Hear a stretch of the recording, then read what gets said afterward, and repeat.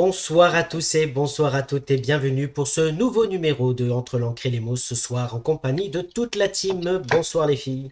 Bonsoir tout le monde. Bonsoir à tous. Merci toutes les deux d'être avec nous ce soir. Donc pour ce nouveau live, on l'a dit, avec Marc Lamola et Laure Garcia pour leur livre Extrême Onction qu'on aura l'occasion de recevoir dans quelques instants. Vous connaissez le principe de l'émission. Nous aurons la chronique de Sonia. Sonia, qu'est-ce que tu peux nous dire sur ce livre? C'est un polar qui vaut le détour, on va dire, entre les petites ruelles sombres de Marseille et tout ça, les petits coins glauques et tout ça, on voit Marseille d'une autre façon, on va dire. Eh bien, écoute, dans l'impatience de t'écouter dans quelques instants, on le rappelle qu'on aura aussi Marie Méran qui sera avec nous pour nous faire la lecture de l'extrait, donc de ce livre Extrême Onction. Et puis, bien entendu, Séraphine aussi pour le portrait. Voilà, Séraphine, qu'est-ce que tu peux nous dire d'abord sur ces deux auteurs?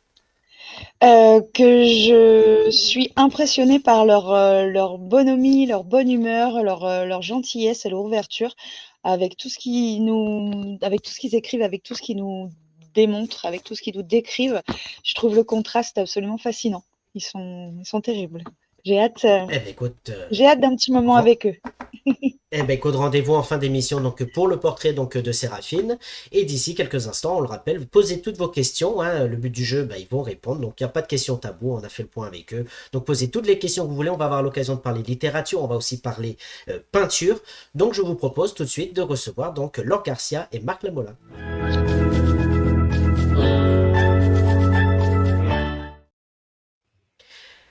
Bonsoir Laure, bonsoir Marc. Bonsoir. Bonsoir, merci pour cette invitation. Merci à vous d'être avec nous ce soir, on l'a dit, pour parler donc de ce livre. On va parler aussi de votre univers, hein, mais de Extrême Onction aux éditions Sud-Arène. Mais tout d'abord, permettez-moi au nom de toute l'équipe de vous souhaiter, puisqu'on est encore au mois de janvier, tous nos meilleurs vœux pour cette nouvelle année. Bonne Merci année. et bonne année et surtout la santé. Portez-vous bien. C'est prévu en tout cas. Donc vraiment merci à vous d'être avec nous ce soir. Donc on l'a dit pour parler de ce livre. Vous connaissez le principe de l'émission, vous aussi. Le but du jeu, ça va être de répondre aux questions. Mais avant toute chose, comment allez-vous et pouvez-vous nous dire qui est Laure et qui est Marc Lamola? Allez, vas-y, commence. Donc Laure Garcia, donc je suis dans la police depuis maintenant plus de 20 ans. Voilà, donc en fait notre univers, j'ai rencontré Marc il y a 5 ans. Marc était déjà auteur d'une douzaine de livres avant notre rencontre, et nous avons dans un premier temps mis un petit peu nos expériences au service en fait de nos collègues policiers et surtout du mal-être des policiers dans un témoignage. Et puis après, on s'est essayé au polar pour également décrire en fait la société, décrire effectivement le métier de policier. Vous le ressentez dans nos polars, on met un petit mot sur les métiers de policier qui est difficile. Et donc voilà, donc moi je suis une véritable passionnée. On coécrit bien sûr donc nos livres, mais on est aussi donc amoureux dans la vie et complémentaires. Donc c'est pas facile d'écrire quand on est avec son chéri parce que ça met parfois quelques tensions, mais c'est très bien. On arrive à se compléter et voilà, je suis très heureuse de faire cette émission avec vous ce soir. Alors à moi, elle a presque tout dit d'ailleurs, mais bon, voilà. Moi, je suis donc retraité de la police nationale avec un cursus de flic de terrain, la brigade anticriminalité, les quartiers nord, essentiellement les quartiers nord de Marseille, avec ce qu'on décrit dans Extrême Onction. On va certainement en parler. Et puis voilà, j'ai pris ma retraite et aujourd'hui, alors il y a quelques années déjà que j'écris, bien avant d'être retraité. Voilà, je suis passionné par les mots et l'écriture, et donc dans nos ouvrages, on développe ce qu'on a vu, ce qu'on a vécu, et c'est parfois assez trash, mais tellement réaliste. Voilà. Eh bien, écoutez, merci en tout cas pour cette présentation. On l'a dit, on va découvrir votre univers dans son enfant.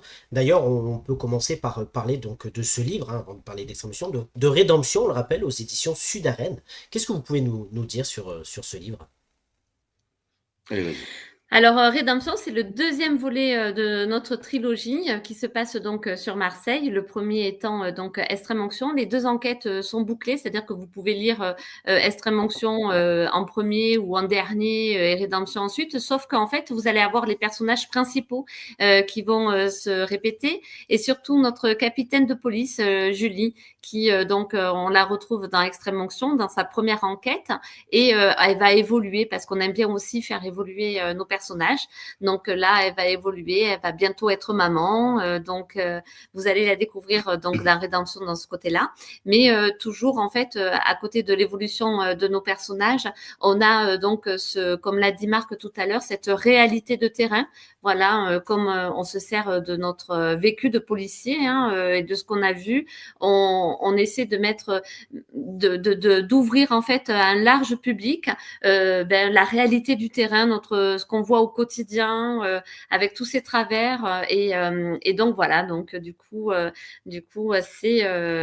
c'est donc le deuxième volet, mais que vous pouvez lire indépendamment. Voilà, la difficulté, c'était d'écrire un deuxième volet bouclé, c'est-à-dire de ne pas contraindre les lecteurs à forcément acheter le premier et lire le premier sans être contraint de lire le deuxième. Et là, on est en train d'écrire le troisième, voilà. Donc, on a tenu absolument, comme le disait Laure, que notre personnage principal soit une femme. Parce que voilà, on y tenait particulièrement cette sensibilité et cette note que Laure apporte dans ses écrits concernant ce contraste qu'il existe avec ce personnage, évidemment, qui est confronté à ce qu'il y a de pire au niveau de son boulot et de la voyoucratie marseillaise, et ce côté féminin qui nous plaisait et qui nous plaît énormément. On l'aime énormément, Julie. Oui. Et justement, donc, comment ça se passe quand vous commencez à écrire le livre? Est-ce qu'il y en a un qui écrit une partie, l'autre qui écrit la deuxième? Comment vous travaillez ensemble, justement? On se dispute. Voilà.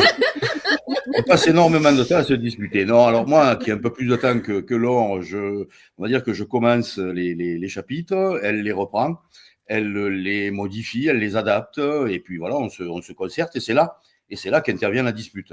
Lorsqu'on on est confronté en fait à des oppositions parfois, mais disons que voilà, pour généraliser, je commence et Laure prend la suite parce qu'évidemment elle est toujours en activité, c'est bien de le préciser, donc elle a moins de temps. Mais voilà, le travail est bien partagé et ceux qui nous connaissent bien peuvent reconnaître dans les chapitres, dans les pages, la touche de Laure et la mienne.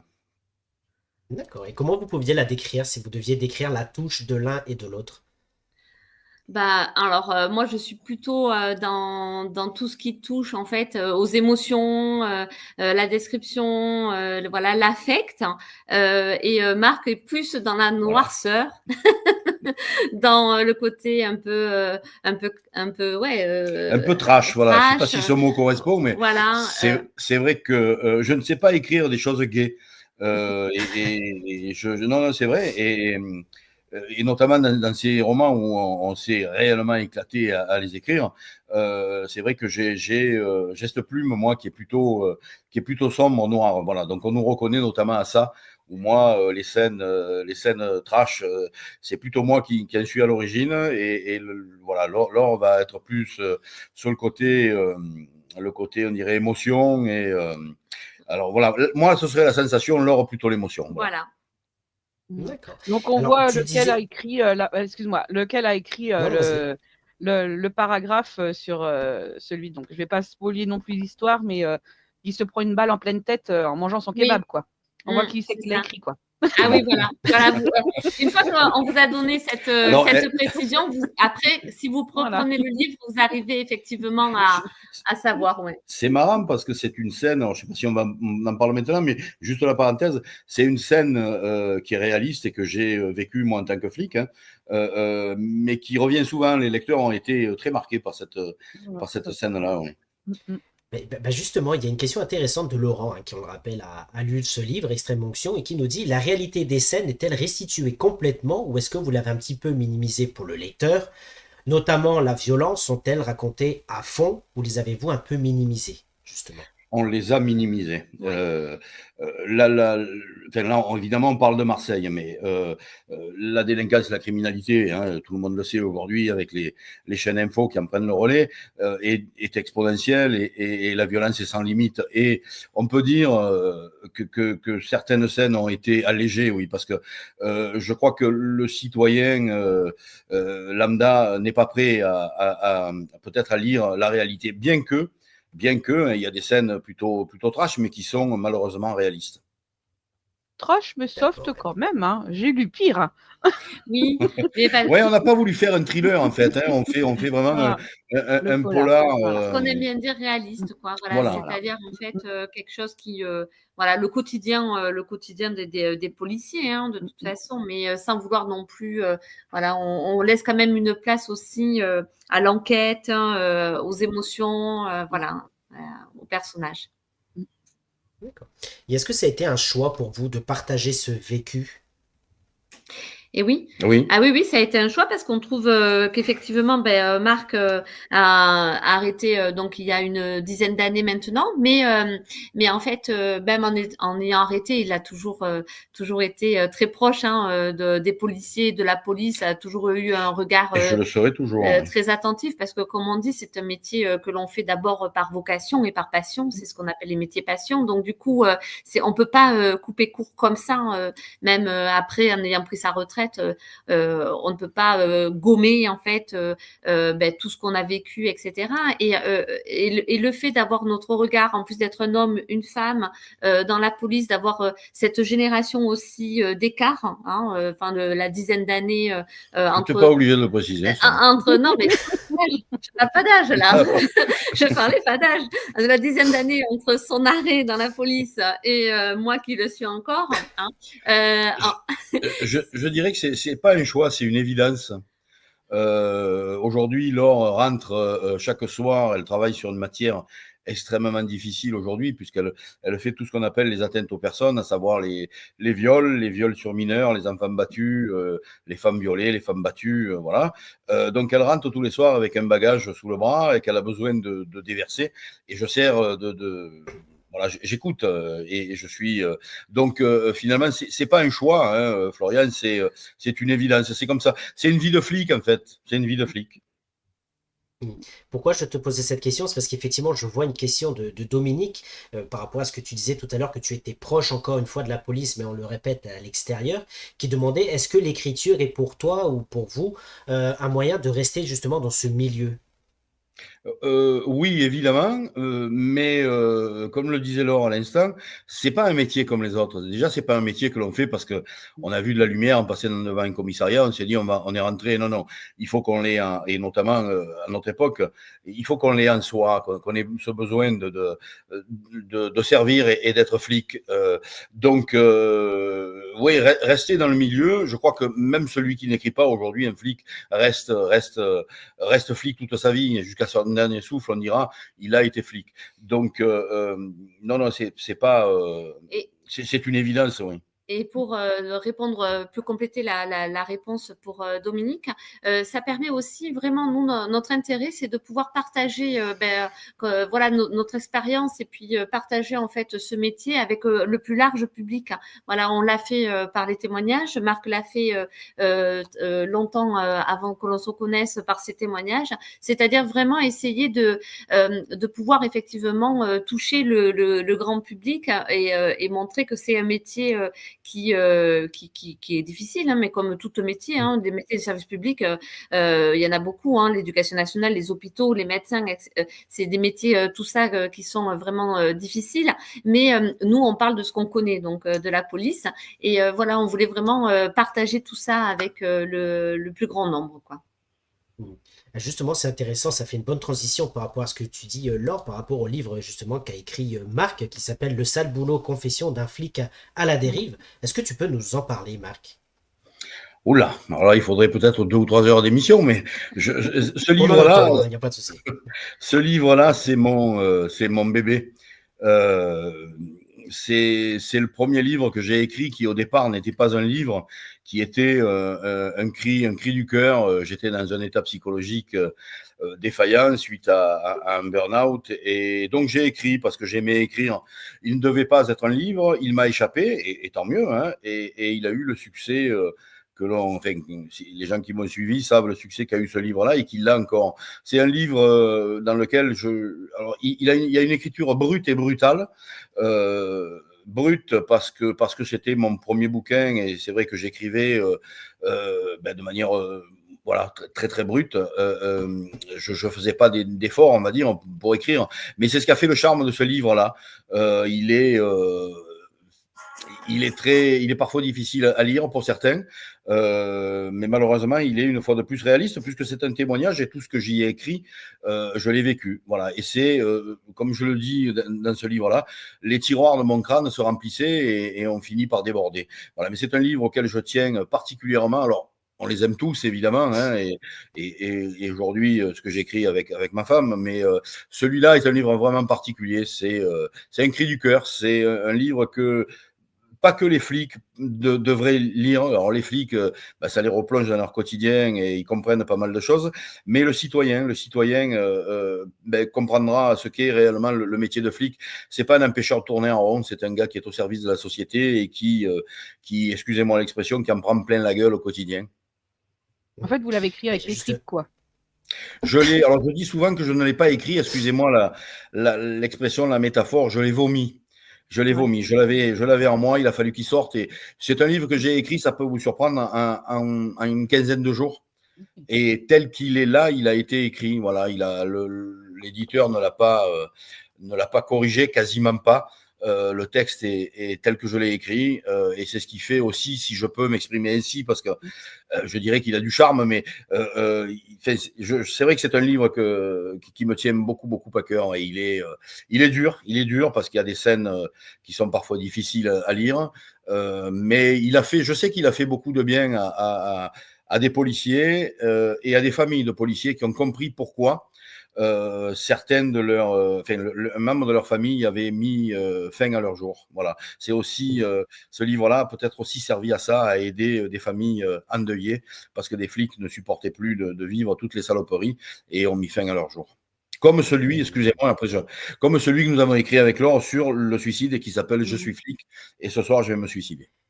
Et justement, on va en parler, mais je voulais juste d'abord vous dire les commentaires qui arrivent de Frédéric de Tricourt qui est avec nous, qui nous dit c'est simplement du vécu de flic de terrain, donc vraiment merci à vous. Jocelyne Thomasian qui est là aussi, qui nous dit il était très fort ce témoignage, et Dany qui nous dit effectivement ce livre a été thérapeutique. Voilà. Absolument, je connais ces trois personnes. Frédéric, on le connaît parce que c'est un ami de Facebook. Les deux autres personnes, Jocelyne, j'ai travaillé avec elle, donc elle sait de quoi je parle. C'est une flic, une excellente policière qui est aujourd'hui à la retraite. Et Daniel, Dany, qui est un gynécologue de renom marseillais, qui a mis au monde ma fille et qui me suit depuis le début, des lecteurs très fidèles. Je les remercie et leurs témoignages me vont droit au cœur. Eh bien, écoutez, merci à vous d'être là ce soir. Donc, on le rappelle pour les personnes qui nous rejoignent, que vous êtes avec nous ce soir pour parler de ce livre Extrême Onction aux éditions Sud-Arène, qui, on le rappelle, est le tome 1 avec le tome 2 qui s'appelle donc Rédemption. Et on a un scoop, vous êtes déjà sur l'écriture du 3e. Mais ça, le rendez-vous est déjà pris pour venir le présenter dans cette émission. Le titre, si vous voulez. Eh bien, écoute, un scoop ce soir. Résurrection. Et ben voilà, en tout cas, donc on l'a vu, et là encore une fois, ça fait une belle transition. On voit le bandeau défiler qu'on peut vous retrouver sur vos différents réseaux sociaux, tous les deux, Facebook et Instagram, si on veut suivre votre actualité. Donc merci à tous les deux. Donc voilà, on parlait de ce livre justement, Je suis flic et ce soir je vais me suicider. C'est le premier livre que vous avez écrit tous les deux, donc. Oui. C'est un témoignage. Alors voilà, c'est un petit peu dans la continuité effectivement du sale boulot que vous venez de présenter. Ça faisait 10 ans que Marc avait sorti en fait le sale boulot. Et ce qui était important, c'était que 10 ans plus tard, ça n'a pas changé. Ce livre que l'on a coécrit, en fait, il trouve sa source dès le mois de janvier 2022 avec la mort d'un jeune collègue, major de promotion, affecté dans les quartiers nord de Marseille et qui un soir il avait donc 24 ans et il se tire une balle dans la tête. Ça nous a complètement bouleversés. Alors, bien entendu, dans le livre, en fait, c'est notre point de démarrage, mais on ne parle pas que de Pierre. De Pierre, il s'appelait. On parle de la situation des policiers, donc qui ont donc cette charge émotionnelle, qui peuvent effectivement les conduire à un moment donné à craquer et à mettre fin à leur jour. Donc, au-delà en fait du constat que l'on fait. Et encore une fois, 10 ans après le sale boulot, pour dire en fait, le cri qu'avait donné Marc à ce moment-là, les plans médiatiques qu'il avait fait jusqu'à rencontrer en fait le ministre de l'Intérieur, n'avaient pas abouti à une réelle prise de conscience de notre ministre de tutelle et même de l'administration. Donc, on voulait faire ce constat et surtout proposer des solutions qui arrivent en fin de livre. Voilà. Donc, j'ai un peu parlé, chérie. Non, très bien. Moi, c'est un livre, voilà, c'est pareil, c'est encore un cri du cœur et pour essayer d'apporter cette fois-ci, on apporte des solutions. Dans le sale boulot, je n'en apporte pas. J'étais pas en état de le faire d'ailleurs quand je l'ai écrit. J'étais plutôt en état de raconter ce que j'avais vécu. Et comme le disait Daniel, ça a été vraiment une thérapie. Je suis flic est un peu différent. Il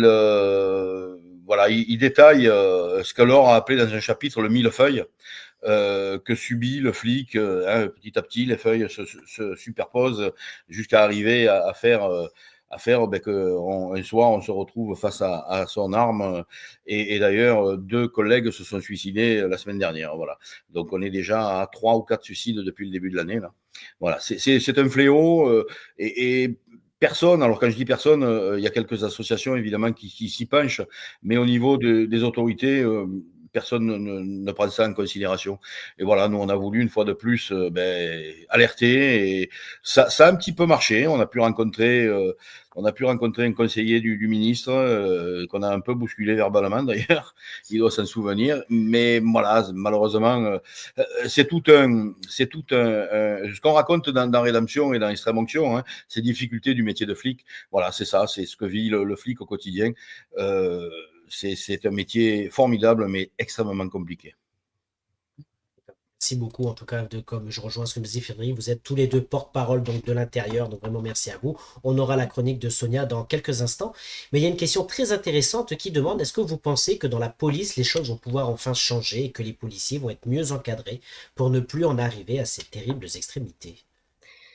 Alors, la problématique, en fait, la prise de conscience viendrait en fait de l'administration elle-même. Et malheureusement, cette administration, tant qu'elle va pas changer un management, le management en lui-même, ça risque pas de changer parce que là. On va pas rentrer dans les détails parce qu'effectivement, on va parler de la tambouille interne, etc. Avec, comme tout le monde le sait, le manque d'effectifs, le manque de moyens. Vous pouvez le constater d'ailleurs sur Marseille. Il y a quasiment plus de policiers sur le terrain. Si vous faites le 17 police secours, vous avez que 2 ou 3 patrouilles de police secours pour tout Marseille. Donc c'est très très compliqué de pouvoir avoir un véhicule qui se déplace. C'est surtout très compliqué d'assurer un service public de qualité. Et donc tout ça a conduit à l'épuisement en fait des policiers. C'est-à-dire qu'en fait on se noie presque dans un verre d'eau. Et tant qu'en fait on a fermé des commissariats, pour parler encore de Marseille, on a fermé des commissariats de quartier pour faire des gros commissariats, mais qui ne répondent pas finalement. Excusez-moi, j'ai une quête de tout, tu peux prendre le relais. Qui ne correspondent pas, je ne sais pas ce que tu voulais dire. Donc, qui ne répondent pas à l'appel en fait de nos concitoyens, c'est-à-dire à faire le service public. Il ne faut pas perdre de vue que autant Laure que moi, comme beaucoup de policiers, on est, je dirais, obsédés par le service public. Nous, c'est ça, c'est ce qu'on est rentré dans la police pour être au service du public, au service des vulnérables. C'est ce que j'avais dit un jour à un syndicaliste, pas policier, mais le volet social de la police est extrêmement présent. Et c'est ce qui nous a motivés. Elle est de retour, ça y est, elle s'est pas étouffée. C'est ce qui nous a mobilisés, obnubilés. Hein, c'est le service public de qualité, le service de sécurité que l'on doit rendre, et surtout aux vulnérables qui a besoin du policier. Voilà. Donc, donc la question c'était, est-ce que vous pensez que la police va s'améliorer dans les mois ou dans les années à venir, tant qu'on ne changera pas le management, tant qu'on ne mettra pas les moyens humains, les moyens en fait matériels, parce que c'est bien beau, on nous a mis par exemple des véhicules tout neufs récemment, sauf qu'en fait on n'a pas les moyens de les entretenir. C'est là en fait où le bas blesse. C'est-à-dire qu'on nous met des véhicules tout neufs, mais quelques temps après en fait on n'a pas les moyens de les entretenir. Donc peu de temps après, au bout d'un an, 1 an et demi, ils sont vieillissants et on se retrouve quand même avec la même problématique. Donc en fait, il faut en fait, quand on dit que la sécurité est l'un des points phares en fait des hommes politiques, il faut vraiment mettre les choses en place pour qu'effectivement ça le devienne, quoi. Ça y est, laissez tout de nouveau. Je reste là. Bon coup, vas-y, il n'y a pas de souci. Je tiens le coup. Prendre un verre d'eau. Donc Isabelle Soleil d'Or, bonsoir à vous merci à vous d'être là. Dany, malheureusement la police de quartier n'est pas rentable en termes de chiffres pour peu de résultats. Isabelle, ravie de vous voir. Merci beaucoup. Très long petit commentaire de Sierra Ardéchois qui est avec nous, bonsoir, qui nous dit en parlant donc de ce livre. Hop, je le mets juste là. Le livre Je suis flic, ce soir je vais me suicider m'a permis de comprendre beaucoup de choses sur le mal-être que l'on vit en tant que force de l'ordre et surtout de savoir que l'on n'est pas le seul, et grâce à leur écriture j'ai pu mettre un point final au mal-être que je traversais en comprenant beaucoup de choses. Je ne serai jamais assez reconnaissant pour le courage qu'ils ont décrit pour décrire la réalité de terrain et les réalités vécues par les forces de l'ordre en interne comme en extérieur. Voilà, c'est rare des choix qui nous dit ça. Est-ce que vous voulez rajouter quelque chose? Alors, Cyril, qui vient de faire ce commentaire-là, voilà, merci. Et puis, voilà, c'est le but. Si on a pu aider, si on a pu ouvrir les yeux de quelques-uns, et notamment des politiques, on n'est pas tendre hein, dans ce livre-là avec les différents ministres, et notamment moi, dans lequel j'écris des chapitres où, oui, non, je suis loin d'être tendre avec la hiérarchie et la haute hiérarchie et le ministère de l'Intérieur et les différents ministres qui se sont succédés.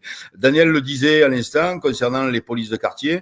Alors souvent, l'expression est galvaudée, mais la police de proximité, elle est galvaudée tout simplement parce que, à mon sens, une police qui n'a pas de proximité aujourd'hui n'est pas une police efficace. Donc voilà, après, la police de quartier n'est pas rentable. Absolument. Elle avait une utilité extraordinaire et c'est ce qu'on prône avec l'or, c'est un retour aux fondamentaux, à revenir à une police plus adaptée et plus proche évidemment du citoyen, en reprenant le terme de Daniel, des polices de quartier. Oui, c'est ce qu'on préconise également. Ouais. D'accord, en tout cas, merci beaucoup. Ça va alors?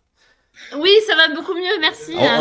On s'éloigne un peu des polars, non? J'ai oublié de dire, en fait, non, mais c'est très important aussi pour nos collègues et puis pour répondre à la question qui avait été faite, est-ce que la police ne va pas s'améliorer ou quel est en fait le futur de la police? Il faut pas, voilà, il y a la police, comme j'en parlais là, de terrain, avec la police secours, etc., les commissariats, mais il ne faut pas nier aussi qu'il y a un gros souci avec la police judiciaire également, dont je fais partie à l'heure actuelle, mais j'ai pas fait ça toute ma carrière, hein.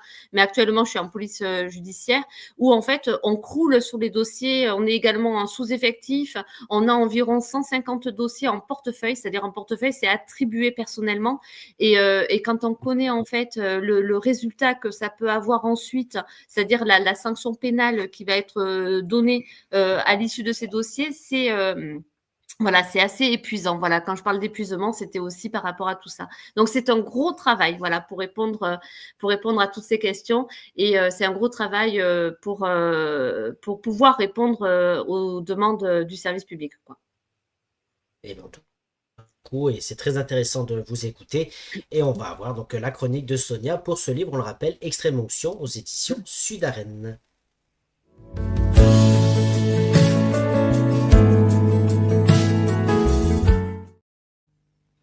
Allez Sonia, nous t'écoutons. Alors, Marseille, ville de tous les excès. Bon, d'accord, un peu comme partout en France. Là, Laure et Marc nous entraînent avec un polar haletant, pardon, dans les ruelles sombres où il ne fait pas bon se promener seul. D'un côté, des dealers qui ne sont pas détendres, et de l'autre des flics, des bons et des ripoux. Entre les deux, un ancien de la maison qui a tout perdu. Franck, viré injustement, et qui tente comme il peut de récupérer sa famille. Est-ce que le fait d'avoir mis la main sur un sac plein d'oseilles sales, presque chopé au vol, alors que deux individus s'en sont débarrassés lors d'une course-poursuite, va l'aider dans sa vie? Ce n'est pas si sûr, surtout quand les deux flics de la BAC font tout ce qu'ils peuvent pour remettre la main sur ce butin qui s'est envolé sous leur nez. Julie, quant à elle, capitaine de police des stupes, essaie tant bien que mal de vivre avec son mal-être, en le noyant quasiment tous les soirs dans l'alcool. Va-t-elle réussir à faire en sorte que tout s'apaise dans les cités de Marseille? C'est à coup de règlements de compte, de trafic, de scénarios plus sanglants les uns que les autres, que l'on vit cette histoire sans reprendre son souffle. À tous ceux qui rêvaient de soleil, de calanques, de balades tranquilles, on peut dire que vous allez être servis. Y voir mon air ironique, bien sûr, car ça est un véritable bond dans le côté le plus glauque de la cité phocéenne que ces deux auteurs nous emmènent. Merci beaucoup, Sonia. Merci. Donc, Très juste. Merci. Très juste et pardon Florian si je prends la parole. Non, vas-y, je t'en prie. Alors, on a parfois des critiques de lecteurs qui nous disent mais Marseille ce n'est pas que ça. Moi il y a deux manières de voir Marseille. Il y a deux prismes. Il y a celui des calanques et de la corniche, et il y a celui de la réalité avec une pauvreté. Il faut savoir qu'à Marseille, plus d'un tiers de la population vit en dessous du seuil de pauvreté, avec le quartier le plus pauvre d'Europe dans le centre de la ville, à savoir le 3e arrondissement. Nous, on voit Marseille comme ça parce que la mer c'est bien beau, le soleil c'est bien beau, mais il remplit pas le frigo et il paye pas le loyer. Donc la misère, on l'a côtoyée. Laure a travaillé en plein centre, elle va le dire, donc sur la Canebière, au commissariat du 1er arrondissement. Moi, j'ai fait que les quartiers nord, et donc j'ai côtoyé sans cesse la misère. Et alors, le cliché du flic avec des œillères, moi, je n'en ai pas connu. J'ai toujours vu des flics comme j'ai été et comme Laure est, c'est-à-dire avec un regard sur des gens qui souffrent, sur des gens qui sont dans une merde terrible. Et voilà, donc dans Extrême Onction, on parle aussi de ça, de ces cités et de ces gens qui souffrent et par rapport à une police qui, elle aussi, est en souffrance. Voilà. Voilà. Et c'est un peu comme partout maintenant, je vois sur Rennes, enfin j'habite à côté de Rennes, et c'est de pire en pire, même à quelques kilomètres de chez moi maintenant, dans la campagne environnante autour de la grande ville. C'est vrai que maintenant c'est les trafics et tout ça. Encore l'autre jour où c'est le petit de 4 ans qui s'est pris une balle à la place de son père qui était poursuivi, et il l'a mis dans sa voiture pour pas se faire tirer dessus, puis en fin de compte ils ont quand même tiré et c'est le petit qui s'est fait tirer dessus, quoi. Donc c'est vrai que c'est à même pas 20 minutes de chez moi, et c'est vrai que on se dit maintenant c'est partout en fait. On n'est plus voilà quoi, donc c'est ça malheureusement. Avant ça se cantonnait. Moi j'ai commencé ma carrière il y a plus de 20 ans en Seine-Saint-Denis, à Saint-Denis, dans le 93. Donc là vraiment c'était le choc. Moi je venais de ma petite banlieue toulousaine, donc voilà, donc c'était vraiment une grande découverte, cette grosse ville. Et on parlait déjà donc de ces difficultés là, mais ça se cantonnait à ces villes là, de 93. Voilà, mais là, maintenant, on s'aperçoit qu'effectivement, ça s'est gangréné, ça s'est presque démocratisé dans les petites et les moyennes agglomérations. Et nous, ce qu'on raconte effectivement pour Marseille, on sait très bien que ça se répercute un petit peu maintenant sur les moyennes villes, quoi. Mais Marseille a tendance à développer les problèmes, à les multiplier par 10, voire par 100. Voilà. C'est les Marseillais, quoi. Voilà, oui, tout est dans l'exagération, malheureusement, même dans la misère et dans la violence. Oui. Et moi, j'aurais juste une dernière question. Est-ce qu'on y mange bien à la grotte? Parce que j'ai été voir si ça existait vraiment. Hein. Voilà. Et c'est joli en plus, c'est très joli. Enfin, ça a l'air, rien que les descriptions, je sens que c'est la pâte de l'or, voilà, dans les descriptions. C'était un peu de romantisme. C'était un moment où Franck essaie de reconquérir ça. Mais je pense que la prochaine fois que je viens sur Marseille, voilà. Oui, alors il faut réserver, Sonia. Il faut réserver bien avant. C'est ce que j'ai vu. 2-3 mois avant, voilà. C'est à faire. Eh bien, écoutez, promis, la prochaine fois que tu viens, on y va. Promis. Ouais, et vous êtes témoin, je l'ai dit. Pas mal de questions qui arrivent. Bernadette Merbourzian, qui est avec nous, bonsoir, qui nous dit: l'écriture est-elle un moyen d'évacuer la tension générée par votre métier? Bien évidemment, c'est un exutoire. Ça l'a été pour moi, et on le disait tout à l'heure avec le sale boulot, et ça l'est toujours, hein. C'est plus qu'une envie, écrire, c'est un besoin. Et évidemment, oui, quand moi aujourd'hui, je suis plus en activité, donc j'ai plus de tension, on va dire, si ce n'est que celle que Laure me communique le soir quand elle me raconte ses histoires. Mais voilà, elle va donner sa réponse. Ouais. Oui, évidemment. Alors voilà, toute personne qui fait un métier comme ça, sous tension, a besoin de trouver son moyen de pouvoir évacuer tout ça. Donc ça peut être le sport, ça peut être l'écriture, ça peut être la peinture, ça peut être le crochet, n'importe quoi, mais quelque chose qui permet d'extérioriser, quoi. Et ça, voilà, je dirais, je donne le conseil un petit peu à tous les collègues et tous ceux qui font des métiers comme ça de tension, mais d'essayer de trouver leur voie, leur chemin pour extérioriser. Et nous, effectivement, c'est l'écriture et pouvoir effectivement raconter tout ce qu'on voit et ce qu'on ressent, quoi. On parvient à, chaque auteur doit le savoir, hein, on parvient à écrire des choses que l'on ne peut pas dire. Ça, c'est extraordinaire. C'est-à-dire qu'on arrive à mettre sur le papier, voilà, des choses qui sont en nous et qui n'arrivent pas à sortir verbalement, et on arrive à les écrire. Et c'est ce qu'on fait dans nos polars, hein, aussi, pas que dans nos témoignages.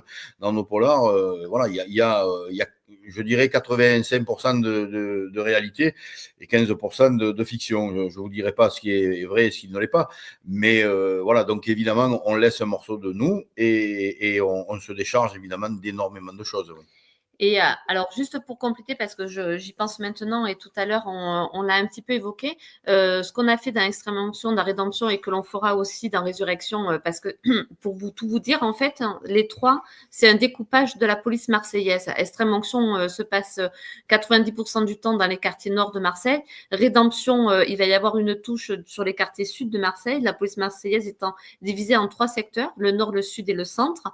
Et le dernier volet va se passer en fait dans le centre de Marseille du coup, et chacune a ses problématiques. Et nous, ce qui était intéressant aussi de montrer dans cette trilogie, c'est les problèmes sociétaux. Voilà, on met pas deux mondes en fait en confrontation, c'est-à-dire le monde de la police et le monde par exemple des quartiers nord si c'est Extrême Onction. On essaie également d'aborder ces problèmes sociétaux aussi avec cette population qui a été complètement abandonnée aussi dans les quartiers nord de Marseille, et qui a conduit effectivement à toute cette délinquance, cette criminalité, etc. Donc c'est pour ça que aussi c'était intéressant ce témoignage-là aussi.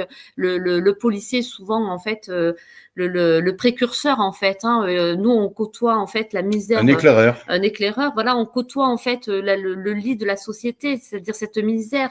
Quand on vient dans un commissariat, c'est pas pour dire des bonnes nouvelles, quoi. Hein. Quand on vient dans un commissariat, c'est qu'on a eu des problèmes, et donc on voit en fait l'évolution de cette société de plus en plus violente, cette détresse tant psychologique, cette détresse humaine.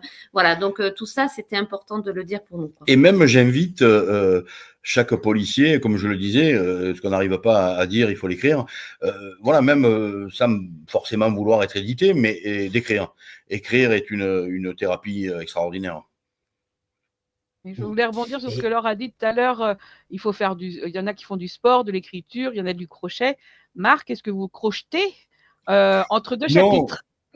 Non, je mange du chocolat. Je devrais arrêter d'ailleurs, mais non, non, je ne crochette pas. Il marche. Je marche. Je suis un adepte des randonnées dans Sainte-Victoire que je vénère. Comme l'a fait en son temps Cézanne. Effectivement, Dany qui nous dit oui, Laure, c'est la société qui est pathogène, effectivement. Deux questions qui reviennent d'arriver. Donc, tu as partiellement répondu, Laure, mais qu'est-ce que vous avez trouvé plus dur, la violence ou la misère? À t'écouter, on a l'impression que c'est plus la misère, en fin de compte, qui vous a le plus touché. Eh ben, les deux, en fait, grandissent et on le voit. La misère est le terreau de la violence. Voilà. C'est ce que j'allais dire, en Pardon. fait. En fait, on va dire que la misère va inciter aussi les personnes à essayer de trouver d'autres moyens qui n'ont plus, en fait, pour s'en sortir, hein, même si voilà, c'est pas permis, etc. Mais ils ont trouvé que ce moyen-là, quoi, malheureusement. Il faut voir dans quelles conditions, et on le dit dans Extrême Onction, il faut voir dans quelles conditions vivent. Alors, comprenons-nous bien, On n'excuse c'est pas, hein. factuel, hein, c'est malheureusement des constats. Dans quelles les conditions de vie dans ces cités des quartiers nord, voilà. Et forcément, ça entraîne. Alors, évidemment, j'ai pas la solution. Je suis pas un politique, c'est pas à moi de trouver la solution. Malgré tout, dans nos livres, on essaie de mettre le doigt là aussi où ça fait mal, et dans Extrême Onction, la politique est égratignée. Le préfet en prend pour son grade. Voilà. Voilà. Pour résumer, je reprendrai ma première phrase. Le terreau de la violence, ça reste la misère. Oui. Et vous en voulez pas trop, D'accord, oui. justement, aux journalistes d'en mettre une couche à chaque fois, au journal télévisé. Enfin, c'est à chaque fois, en fait, Marseille, et puis hop, ils en rajoutent une couche à chaque fois. Et c'est vrai que du coup, à la longue, ça doit être pénible aussi. Alors je lis le message de Jocelyne, voilà, elle a tout à fait raison. On voit beaucoup de détresse et parfois il est difficile de prendre du recul sur certaines situations, absolument, oui.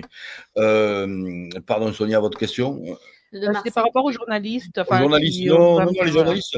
Alors voilà, il y a des bons et des mauvais comme partout. Il y a des journalistes qui font leur boulot. Il est vrai qu'aujourd'hui, il y a des chaînes info qui sont des catalogues de délits, de faits divers. Donc bon, voilà, à chacun. Après, il existe une télécommande, il faut zapper. Il faut zapper. Mais les journalistes font leur job.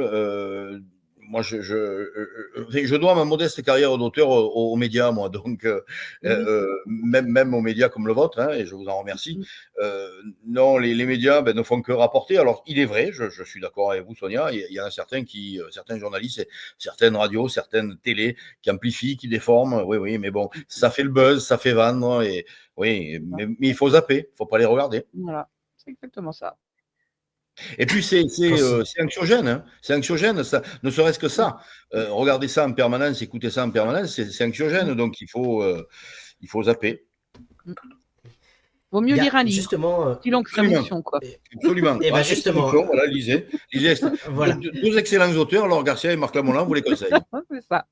Écoute, en tout cas, c'est un grand plaisir de vous avoir avec nous. Et justement, on va parler de l'écriture, puisque Dominique nous pose une question intéressante. Hop, on va mettre comme ça, parce que sinon on ne vous voit plus. Pour en revenir à l'écriture proprement dite, est-ce que c'est le sujet qui fait vos personnages ou est-ce que c'est l'inverse? Est-ce que c'est le sujet qui fait vos personnages ou l'inverse? Alors, Vous avez 2 heures. Oui, non, mais c'est très intéressant.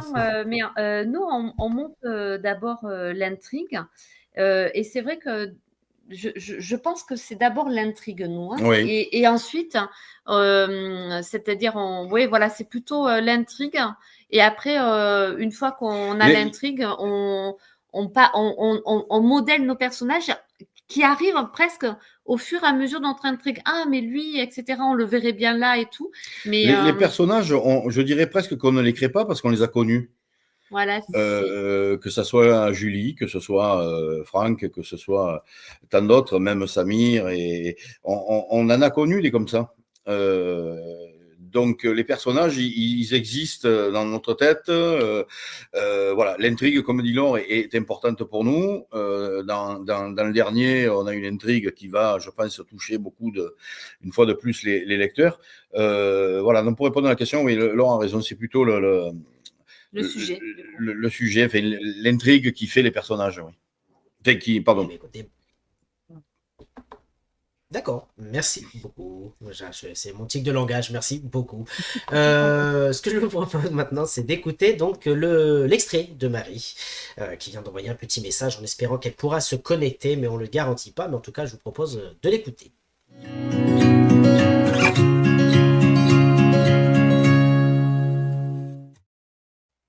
Juste une chose, parce que je vois le commentaire, effectivement, c'est l'extrait donc de Extrême Onction par Marie Méran, la comédienne de l'émission. Marie Méran présente un roman de Laure Garcia et Marc Lamola, Extrême Onction, aux éditions Sud-Arène. À mes filles. Je ne suis qu'un homme. Un homme, c'est basique, souvent irréfléchi, mais toujours sensible lorsqu'il s'agit de ses filles. Un homme, ça ne porte pas ses enfants, Ça contemple passivement le ventre de sa compagne s'arrondir. C'est maladroit, souvent stupide. Moi, je ne déroge pas à cette règle. Je ne suis qu'un homme. Un homme simple et sans prétention autre que celle de vous voir grandir et être heureuse. Vous avez grandi si vite, trop vite pour un père souvent absent, toujours torturé. J'ai souvent confondu la maison avec les commissariats. J'ai souvent oublié de rentrer vous coucher, mais pour rester au chevet de la société. Elle ne me l'a pas rendu. J'ai parfois préféré mes amis, mes frères d'armes. Je vous ai oublié trop souvent sur le comptoir d'un bar de nuit, dans des verres d'alcool et des substances pas trop légales. Un homme, même lorsqu'il est papa, c'est souvent égoïste. Je l'ai été. Aujourd'hui, je vous regarde, je vous contemple et vous admire. Je sais que le temps perdu ne se rattrape pas, même si l'on met les bouchées doubles, même si on fait semblant d'oublier ce que l'on a été. Je vous regarde et suis fier de vous. Je vous regarde et je regrette de ne pas avoir été plus souvent avec vous, près de vous pour sécher vos larmes, pour vous raconter les histoires que l'on narre à des enfants. Moi, les histoires que je vivais n'étaient pas racontables. Elles n'étaient que violence et douleur. Elles m'ont avalé. Je vivais dans un monde où les monstres ne sont pas des héros de bande dessinée, mais existent réellement et sont souvent bien pires que ceux figurant dans des livres. Ils font mal. Ils tuent même ceux qui tentent de les stopper. Chevaliers du néant, je leur ai tout donné. Je leur ai donné ce que je vous devais. Peut-on en vouloir à un père? Peut-on lui tenir rigueur de s'être trompé? J'ignore, mais ce que je sais, c'est qu'un jour, vous jouerez le plus joli rôle du monde, celui de maman. Enfin, vous comprendrez ce que c'est que de voir un être grandir puis prendre son envol. Et enfin, peut-être, pourrez-vous me pardonner de ne pas avoir été le père que j'aurais dû être. Je le souhaite, je l'espère. Je vous aime. Je suis arrivé au bout du chemin. Je dois partir pour m'apaiser et pour comprendre ce que j'ai été. J'ignore pourquoi j'ai été ainsi. Sans doute la haine ou la peur de partir. La connerie aussi. Tentez de ne pas m'en vouloir, de ne pas entretenir de haine envers moi. Je n'ai été qu'un père de pacotille, bien incapable de gérer les obstacles que la vie a mis en travers de ma route. L'heure de l'extrême onction est enfin arrivée.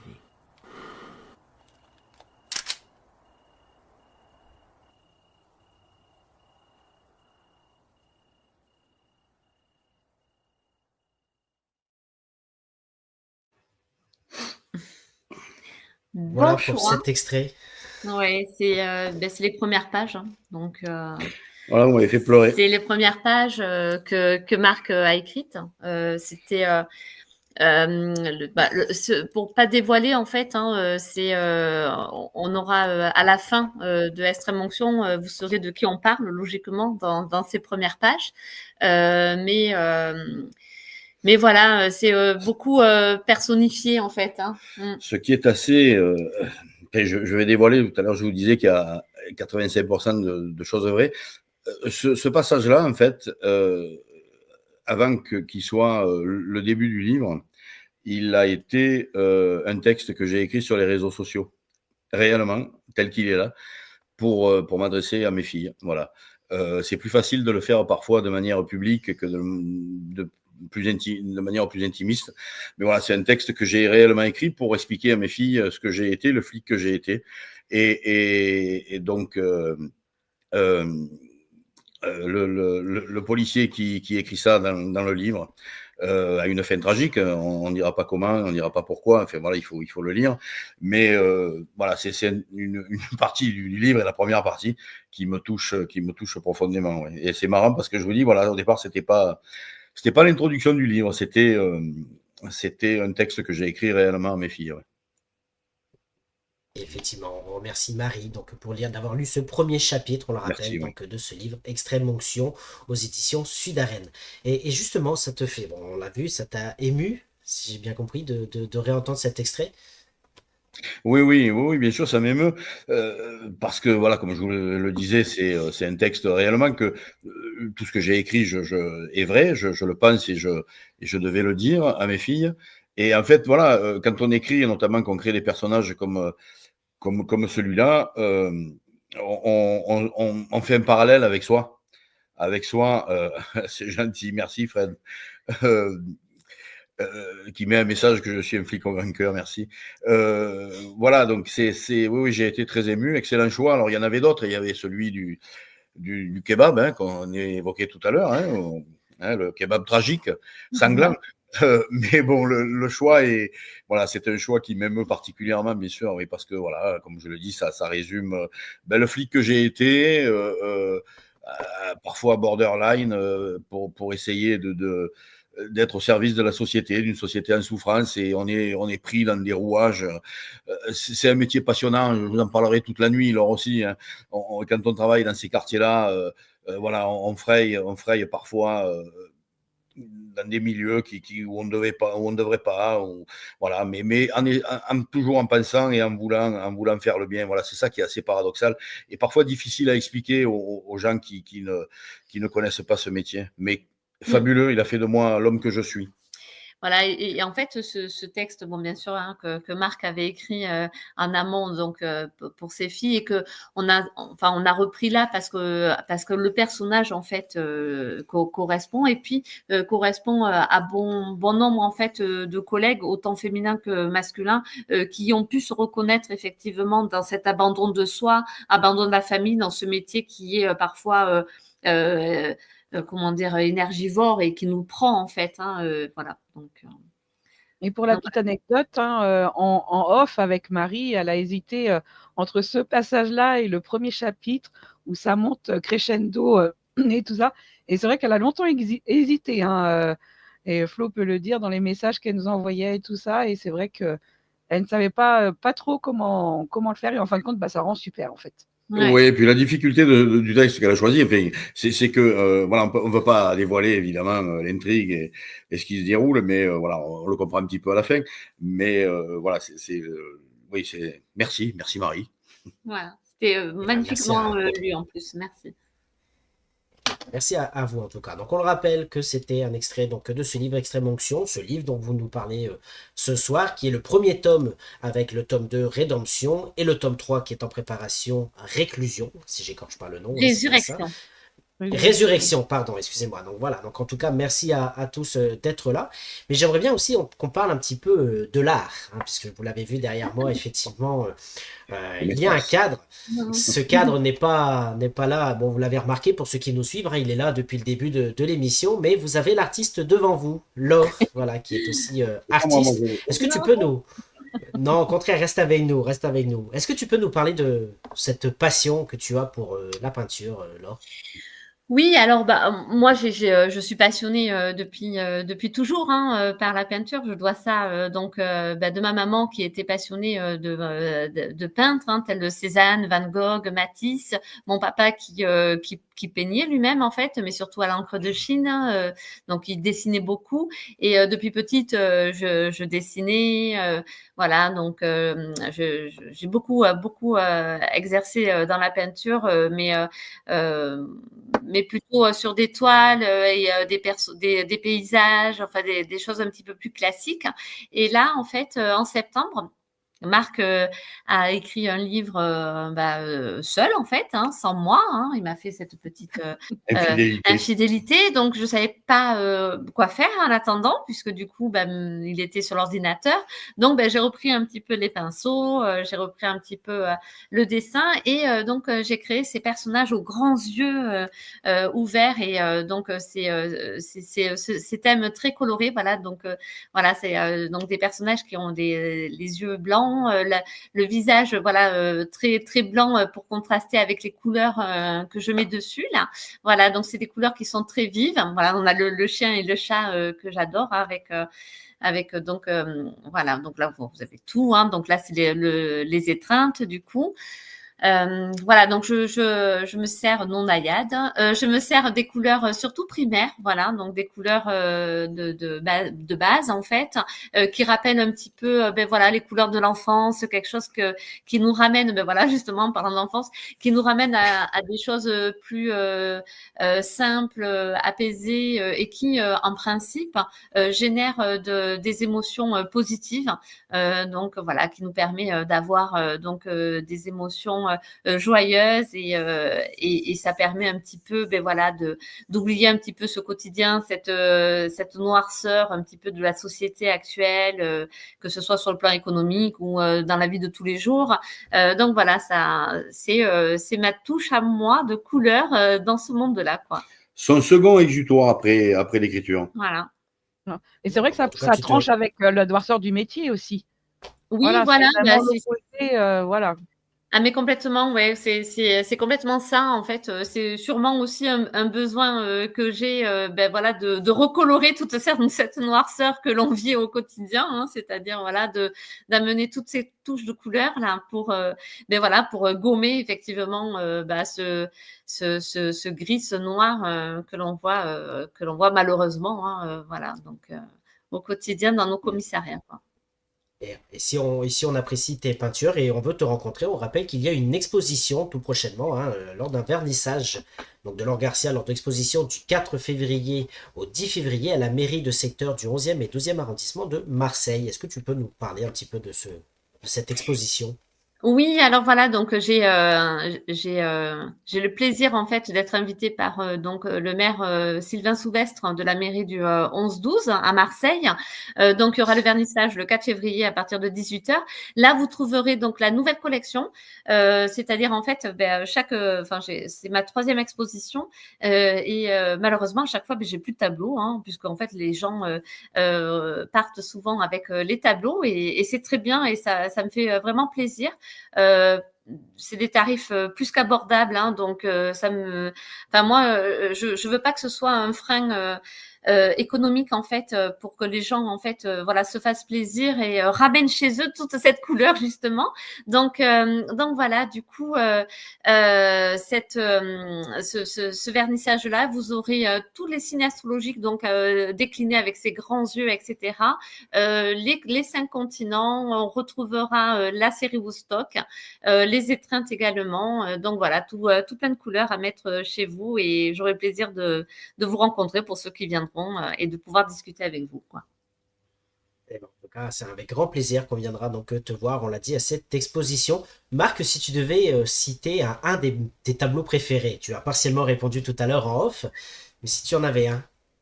C'est la série Woodstock, donc c'est sur l'affiche celui qui est à droite, celui qui est le plus à droite. D'ailleurs, celui-ci, je me le suis approprié, mais bon, je le céderai si quelqu'un veut l'acheter. Ouais, c'est la série Woodstock, ces grands chapeaux, ces grandes fleurs. Voilà, il me touche particulièrement cela. Ouais. Alors tous me touchent. Je suis moins sensible lorsqu'elle fait des animaux, les chats, les chiens. Mais voilà, ces grands personnages avec ces grands yeux, voilà. Donc ça me non, pas trop. Mais bon. Voilà, Marianne, c'est la République évidemment, le symbole.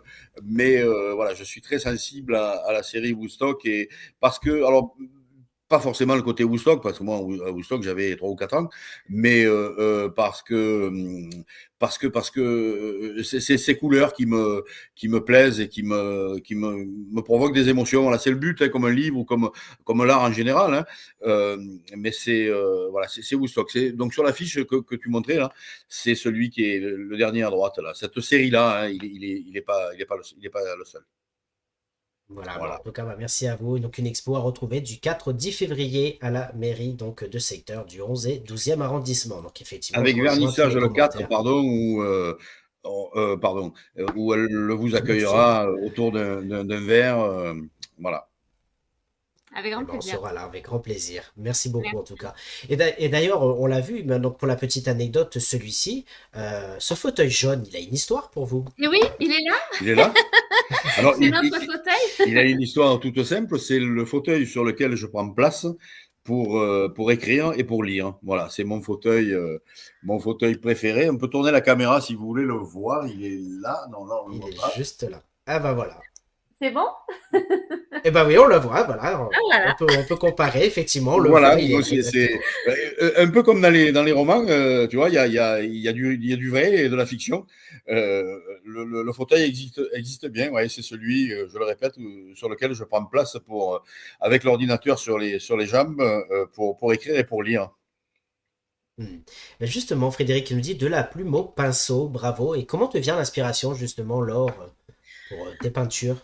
Ben en fait, je sais pas trop, mais ça tourne dans ma tête en fait, hein, et c'est comme quand on écrit en fait, ça mouline dans la tête et là j'avais vraiment voilà, j'avais vraiment envie ouais, de cette couleur et tout ben là sur les signes du zodiaque, je trouvais que c'était intéressant parce que chacun pouvait s'identifier du coup sur les continents. Bah c'est toi qui m'as donné l'idée. Oui, Ouais, on en discute. enfin voilà, non, j'essaie effectivement, Mais son inspiration générale, je vais répondre à sa place parce que là, elle se mélange les pinceaux. Son inspiration générale, elle est comme l'écriture, elle est en elle. Elle a ce besoin de s'exprimer et par l'écriture et par la peinture. Voilà, elle passe des heures. Hein, donc, je vis avec une ombre. Elle se lève le matin à 5 heures, elle peint, elle rentre le soir. On a juste le temps de manger, puis elle retourne dans son atelier. Voilà, je crois qu'elle l'a en elle. Et comme tu le disais tout à l'heure en Florian, ou Sonia, je ne sais plus, ça contraste évidemment avec son quotidien et elle a tellement besoin d'évacuer les monceaux de saloperies qu'elle côtoie au quotidien, elle et ses collègues, hein, évidemment, que voilà, c'est venu tout simplement.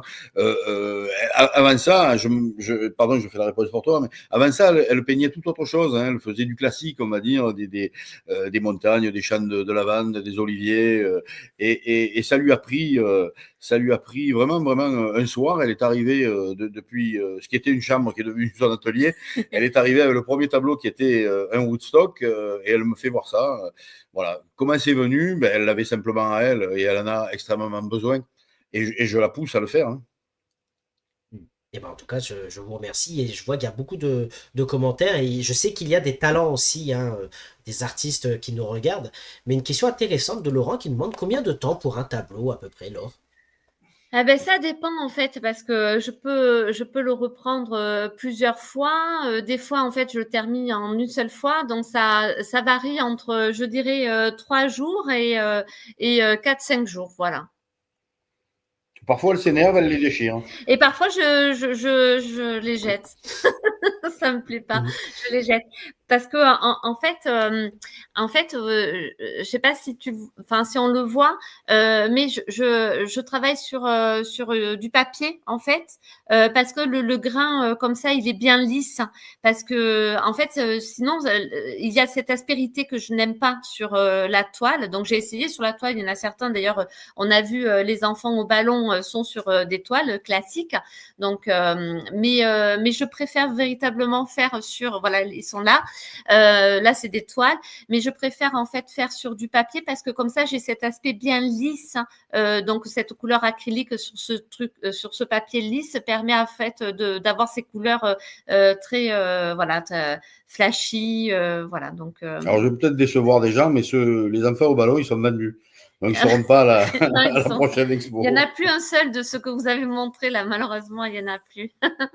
Mais il y a les nouveaux qui arrivent, hein, ils seront là, ils vont être, voilà, ça va être sympa, je pense, voilà, pour ceux qui viendront le voir. C'est moi qui ai interprété ces grands yeux écarquillés comme un autre regard que celui qu'elle a sur la société, en fait. Je pense que c'est ça, je le lui dis. Ces grands yeux écarquillés sur la société, autrement qu'à travers le prisme de la police et du monceau je m'excuse, de saloperie qu'elle côtoie au quotidien. Je pense que c'est ça, moi. C'est un moyen de voir la société à travers ses couleurs. Ben, il y a du talent en tout cas, effectivement. Je rejoins le commentaire qui a été affiché. Je fais réintervenir Sonia, qui j'imagine a sûrement des choses à dire sur ces tableaux. Sonia. Oui, moi je veux celui que Marc y possède.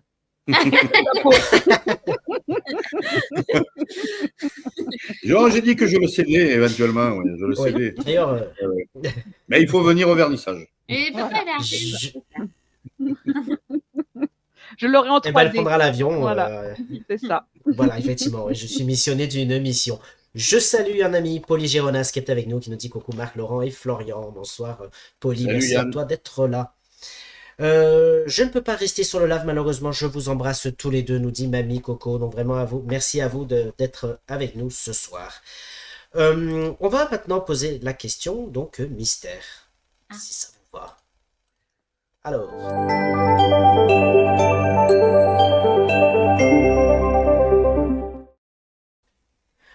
Donc on le rappelle que vous êtes avec nous pour parler de ce livre, Extrême Onction aux éditions Sud-Arène, et que la semaine dernière, nous avons reçu Xavier Muller, auteur chez XO Éditions, qui est venu nous présenter, Sonia, son livre Octopus. Voilà, où vous imaginez les pieuvres et tous les animaux qui prennent un petit peu le pouvoir sur l'intelligence humaine. Ben justement, il a une question pour vous, Marc et Laure. Alors moi, j'ai une question sur leur métier d'écrivain, sur vraiment le côté technique de la chose. J'ai donné une interview il n'y a pas longtemps à 01net, au magazine en fait, qui est associé au site web, et donc à des gens qui sont plutôt orientés, intéressés par l'informatique. J'étais étonné qu'ils m'interviewent, et en fait il s'avère qu'ils ont une page culture. Mais évidemment, eux, ils m'ont interrogé sur les outils d'écrivain. Et vous voyez où je veux en venir, sur l'usage de l'intelligence artificielle dans le métier d'écrivain. L'intelligence artificielle, ça existe, grand public depuis pas longtemps, mais en fait, en l'espace de 2 ans, 3 ans, ça a déjà pris de l'importance dans notre boulot. Alors, la première fois où on a vu l'irruption de l'intelligence artificielle dans l'écriture, ça a inquiété un petit peu tout le monde. Soit ça a fait rigoler, soit ça a inquiété, parce qu'on a vu un déluge de bouquins écrits par des IA déferler sur Amazon, et Amazon a été obligé d'interdire, de dire, allez, pas plus de 3 livres, je crois, par jour, par personne, quelque chose comme ça. Et donc, évidemment, la question c'était, est-ce que les écrivains vont être un jour remplacés par des intelligences artificielles? Bon, ça, je m'inquiète pas trop. Pourquoi pas, hein, faut jamais dire jamais, mais pour l'instant, on en est loin quand même. Mais la question que je voudrais leur poser est donc pas celle-là. Est-ce qu'ils ont peur d'être remplacés un jour? Donc, ce n'est pas celle-là, mais plutôt, comment utilisez-vous, et si d'abord, utilisez-vous l'intelligence artificielle dans votre activité d'écriture? Et si oui, comment exactement? Moi, je me suis mis récemment à l'utiliser, et c'est l'intelligence artificielle, c'est un super assistant, c'est un assistant de documentation, et qui va nous simplifier la vie. Au lieu de passer des heures à chercher parfois des infos sur Google, on les a d'un clic comme ça sur ChatGPT ou autre. Et puis aussi, c'est un interlocuteur avec lequel on va pouvoir dialoguer pour creuser les histoires. Donc là, c'est plus sur un plan créatif, peut-être, et puis le faire rebondir sur telle ou telle idée. Donc voilà. Donc je voulais savoir, est-ce que vous l'utilisez dans ce cadre-là? Est-ce qu'il vous simplifie la vie, ou est-ce que c'est une technique un outil technique que vous renoncez à écrire parce que vous êtes des puristes? Voilà. Ouais, oui.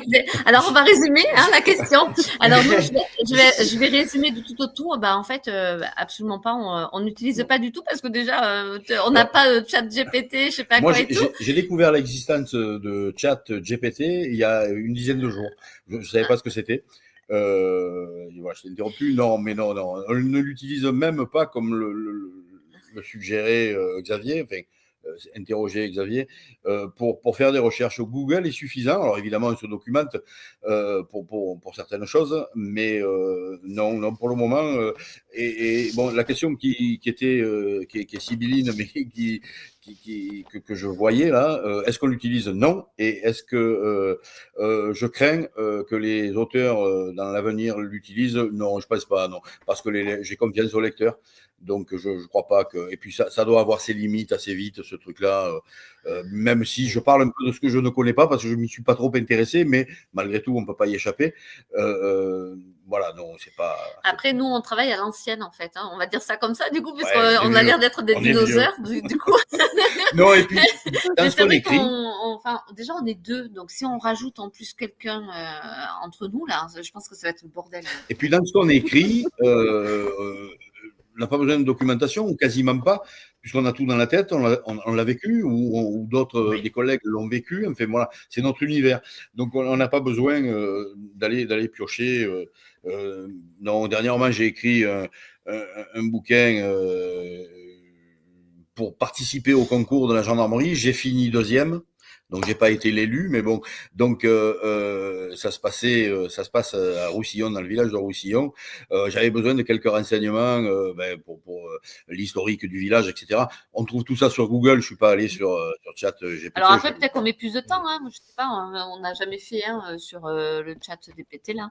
Mais pour le moment, ça nous effraie pas. Alors peut-être qu'on est un peu naïf, mais non, ça nous effraie pas. Non. Non, non. Je crois que ça doit avoir ses limites, ces trucs-là, non.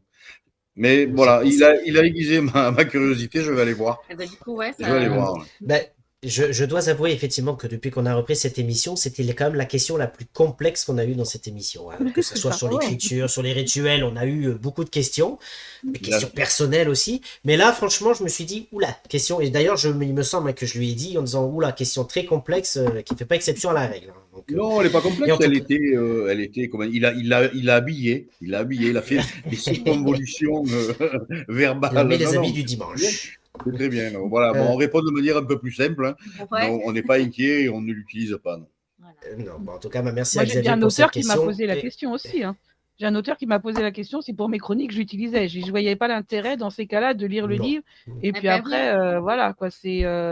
Après, ça, je trouve que ça dénature un peu, quoi, du coup. Enfin, moi, j'aurais l'impression de spolier, enfin, de pas être moi-même, hein, déjà. Donc, du coup, ça tricher, voilà. Non, et puis le métier que nous avons fait en prise directe avec les problématiques de la société, voilà, non, on n'a pas besoin d'aller chercher la violence. Malheureusement, on l'a côtoyé, on l'a pris dans la gueule, on l'a vu, on l'a revu.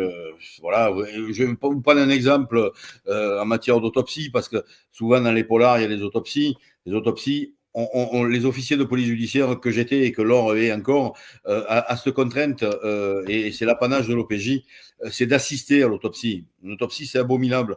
On sait ce que c'est. S'il faut qu'on en écrive une dans un bouquin, on n'aura pas besoin d'aller consulter l'intelligence artificielle. Malheureusement, on a vu le corps humain à l'intérieur. Oui, parce que, plusieurs fois. Et puis en plus de ça, on a cette mémoire olfactive aussi. Donc on a ces. Enfin voilà, je vais pas faire. On a en fin d'émission, les gens vont partir se coucher avec cette idée. Bon appétit pour ceux qui sont à table. Voilà.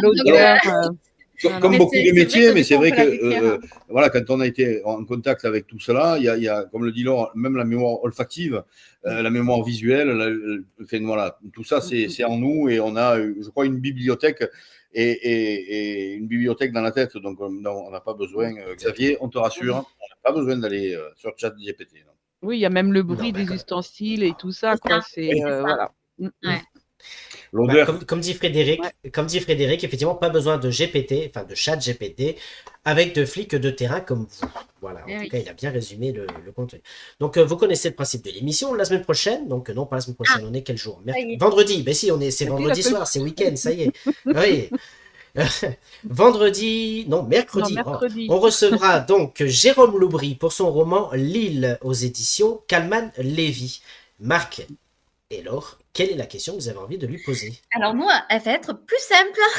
Oui, j'aimerais savoir, ça m'a peut-être échappé, je ne connais pas ce qu'il a écrit, je ne le connais pas, donc mais bon. Est-ce qu'on peut avoir un petit résumé? Non, ça y est, moi je l'ai lu son résumé. Donc, tu vois, un autre Jérôme. Donc. Alors, Jérôme, parce que je crois qu'on est enregistré au moment où on parle là. Donc, Jérôme, donc, on sait que tu as eu donc une première vie en tant que restaurateur, donc voilà, c'est ça. dans la restauration, et que donc là, tu as eu plusieurs prix, bravo, concernant en fait des polars. Dans notre question, nous, on est policiers hein, quand même, donc on est habitué en fait aux enquêtes, etc.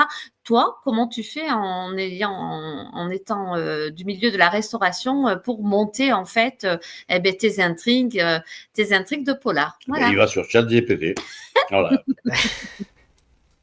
Eh ben, merci pour cette question qu'on lui posera. Donc, on le rappelle, Merci. ce mercredi prochain. Voilà. Sonia, juste pour répondre à la question de Laure, qu'est-ce que tu peux nous dire déjà sur ce livre? C'est une enquête aussi passionnante. Et c'est vrai que ça pourrait être aussi une histoire vraie, hein, mais c'est plus un huis clos, en fait. Et c'est ça qui est plus angoissant encore. Il n'y a pas toute la ville autour, c'est pas grand comme Marseille. C'est vrai que ça se passe sur une île, tout ça. Et du coup, c'est plus angoissant parce que on a l'impression que c'est le huis clos qui stresse pas mal. À découvrir. À découvrir donc ce mercredi 29 janvier avec Jérôme Laubry aux éditions Calman Lévy. Voilà, et ben je pense qu'il est temps de recevoir notre psycho-chroniqueuse. Chère Séraphine, rebonsoir. Oui, mais Psycho, ça me fait peur. Ça pose le cadre, effectivement. Séraphine, qu'est-ce que tu peux nous dire sur ces premiers 1h15 de l'âge pratiquement? Mais comme j'ai dit finalement au début, c'est le contraste, c'est fou, parce que vous êtes des vrais combattants, vous êtes à fond sur le faire comprendre au grand public et la dure vie de nos policiers, de leur découragement, de tout ce qu'ils ont à endurer et de tout ce que vous vivez ou avez vécu, et tout en gardant le sourire, de l'humour, un sens artistique, enfin moi j'adore, donc démesuré à mon sens. Donc c'est le contraste entre vos métiers, votre combat et votre vie, la simplicité et le don de vous, c'est fascinant, j'adore. J'ai ri, j'ai pleuré forcément l'extrait évidemment. Donc j'ai ri, j'ai pleuré en 1 heure de temps. Je suis passée Moi par. aussi, mais j'ai pas ri, moi, j'ai pleuré. Oui, mais moi ça s'est pas vu, t'as vu? Moi je pleurais. Eh ben écoute, en tout cas, Séraphine, je lance ton jingle Merci. et nous t'écoutons. Merci. À tout de suite.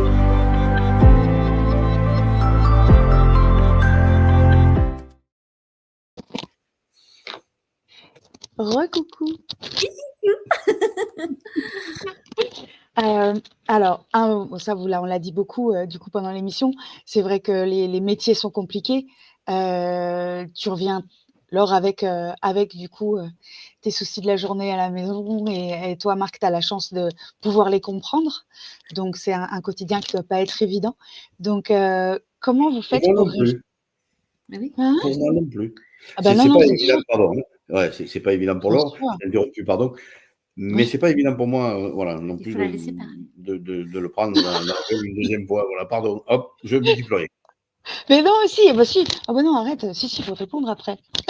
Si, justement. Et je pense que, en fait, dans ton action, dans ta réaction, tu réponds à ma question. Parce que c'est quand on a ce quotidien-là et quand on a affaire voilà, à cette noirceur, à cette violence tout le temps, pratiquement tout le temps, où est la place du romantisme? Comment on fait pour rester amoureux et heureux malgré heureux dans son cocon quand on sait ce qui se passe à l'extérieur? Et en fait, je pense que tu viens d'y répondre. C'est justement, c'est cette écoute, c'est cet humour, c'est voilà, et l'amour Et dans tout ça.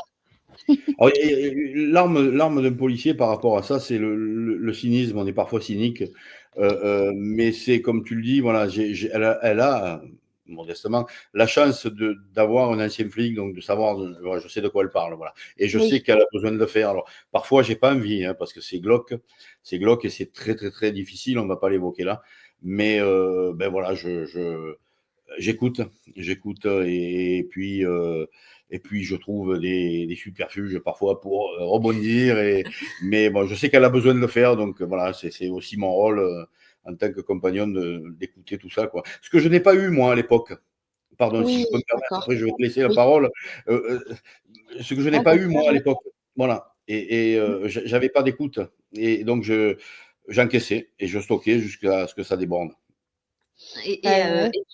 Et donc, en fait, pour rebondir, c'est pas rare que les policiers se marient entre eux, du coup, ou sont en couple entre eux, parce que Oui. justement. Bon, nous, on n'est pas mariés, elle ne veut pas m'épouser. Hein, Non, donc, mais parce que justement, on partage en fait tout ça et ça nous permet effectivement de pouvoir évacuer, d'être compris. Parfois, j'arrive que je suis un peu taciturne, etc. Mais il comprend, voilà, même si des fois j'ai pas envie de lui raconter, mais au bout de la deuxième fois, bah alors comment c'était ta journée? Tu vas voir comment c'était ma journée. Pour Ah, mais parler ça fait crûment, bien. parce qu'il faut quand même que les non-initiés comprennent, Oui. c'est-à-dire que c'est pas toujours facile pour elle de raconter et moi d'entendre qu'un père je vais être très dur, hein, a défoncé le vagin de sa gamine de 5 ou 6 ans. Voilà. Voilà, c'est ça, entre Ouais, autres. ce Voilà. qui a été Et dur dans mes recherches, c'est que vous parlez vraiment très, très ouvertement des horreurs que vous avez pu rencontrer et je t'avoue que rien qu'en faisant les recherches, ça a été dur, j'ai fait quelques pauses. Parce que pareil, c'est ce hypersensible qu'elle comme, ramène à la vous y maison, oui. vous l'êtes, Voilà. ça ouais, non, c'est dur. Et justement, c'est bien, merci du coup de rebondir là-dessus, ça va me permettre moi de rebondir sur la suite parce que, forcément, je vais parler burn-out parce que c'est quelque chose qui me touche. C'est quelque chose que, voilà, que vous connaissez, tous les 2 de près ou de loin et justement, je voudrais savoir, comment un homme, de la BAC, un mec quoi, comment il glisse dans la dépression, dans le burn-out, il glisse dangereusement même et comment une femme sensible, pleine de sens artistique, pleine de couleurs, arrive à y échapper? Alors, déjà, ma partie de réponse, comment on y arrive? En fait, je crois que personne n'est préparé à encaisser autant de saloperies que ce que j'ai reçu. C'est-à-dire que moi, j'ai toujours opté pour être là où ça se passait. Certains de mes collègues, et c'est leur choix, et je ne le critique pas, arrivent à avoir des postes un peu moins exposés. Moi, j'ai toujours été là où la délinquance était, là où je pensais que les gens avaient besoin de moi, dans des secteurs très difficiles. Donc, les saloperies, je les ai accumulées, et comme je le disais à l'instant, j'avais pas cette soupape. J'avais pas C'est cette ça. soupape. C'est un équilibre, en fait. Quand ça va pas au boulot, il faut le raconter à la maison. Il y a d'autres métiers qui sont pas pareils que celui-là. Mais le policier ne bénéficie d'aucune, comment dirais-je, aucune structure, aucune aide. Il n'y a pas de psy, hein, ça n'existe pas. Ou alors c'est très embryonnaire. On n'écoute pas. Moi, je prends l'exemple souvent, cet exemple-là. Je suis tombé nez à nez j'étais à la BAC, sur un braqueur qui était armé jusqu'aux dents. Il y a eu un échange de coups de feu, je l'ai touché. C'était en début de nuit, j'ai terminé ma nuit, on m'a tapé sur l'épaule, on m'a dit bravo Marc, belle affaire. Et puis voilà, pas plus, on m'a pas aidé. Le lendemain, j'étais encore là. Le surlendemain, j'étais là. J'ai cru me soigner parce que malgré tout, il fallait que j'évoque ce que j'avais vécu. Hein. C'est quelques secondes où il faut prendre une décision. Je ne l'ai pas tué, je l'ai blessé. Hein. Mmh. Il faut l'évacuer, c'est un stress terrible, terrible. Mais j'ai cru pouvoir l'évacuer avec mes collègues dans la voiture de patrouille, dans les nuits qui ont suivi. Mais bon, mes collègues n'étaient pas des psys. Hein. Ouais. Donc voilà, j'ai accumulé ça. Voilà, comment on y arrive? Je le Mmh. disais tout à l'heure, et Frédéric vient de le dire là, puisque c'est un lecteur assidu qui a lu Je suis flic et ce soir je vais me suicider. Euh, c'est une accumulation des strates, des couches qui se superposent, le millefeuille, le fameux chapitre, et on sombre petit à petit. Et surtout, comme j'insiste bien là-dessus, il faut qu'il y ait un équilibre. Et moi, je l'avais pas. La maison, c'était pas le top. Donc voilà comment j'ai mélangé à un moment donné aussi mes problèmes personnels que tout le monde a, mais moi j'ai été, on va dire, seul, même si j'étais pas seul, mais j'étais seul. Voilà comment et puis il y a j'ai une part de responsabilité aussi dans mon burn-out, c'est-à-dire que je ne fais pas les choses à moitié. Donc j'ai été flic à 300%. J'ai été flic le matin, le jour, la nuit. Je mangeais police, je buvais police, je le dis souvent. Donc il y a aussi ce caractère excessif que j'ai, cet amour que j'ai eu pour ce métier et pour la société. Qui a fait que si j'avais peut-être été un peu plus modéré, j'aurais peut-être pas glissé ou pas autant. Donc voilà, c'est la question merci de me la poser, mais il me faudrait des heures pour y répondre Oui, plein. oui. Oui. Je simplifie voilà, cette chose-là. Bonjour le chat. voilà, c'est un équilibre que je n'avais pas et un métier qui vous fait vivre des choses extraordinaires au sens propre du terme. Voilà. Oui. Mais tous les jours, tous les jours. Oui. Alors, je vais répondre alors à la deuxième partie de la question qui Oui. me concerne. Mais c'est vrai qu'en fait, dans notre livre, on compare beaucoup en fait cet effet d'accumulation qui conduit au burn-out, à l'épuisement, à une table en fait avec les 4 pieds. Voilà, quand ça va pas ou en fait au travail avec toute la noirceur, l'accumulation, ça peut être aussi la pression, le management, etc. Ça va pas si on rentre à la maison et qu'en plus ça va pas non plus à la maison. Si le côté financier ça va pas non plus et qu'en plus on a des problèmes de santé, enfin tout s'écroule en fait. Donc c'est ces 4 pieds-là. Alors pour ma part, j'ai eu quand même, bon, c'est vrai que moi aussi j'ai travaillé dans des quartiers difficiles. Moi, c'est le métier que je veux faire. Je l'ai choisi par vocation depuis que j'ai l'âge de 12 ans. Donc c'est vraiment le métier que j'ai vraiment choisi. Mais j'ai eu cette chance où ben voilà, je suis maman, donc j'ai mes petites puces, etc. Et ce qui m'a permis aussi de choisir en fait des affectations qui m'ont permis de décompresser. C'est-à-dire que j'ai été également formatrice en école de police pour les gardiens de la paix qui rentraient en école, quoi, les futurs gardiens de la paix.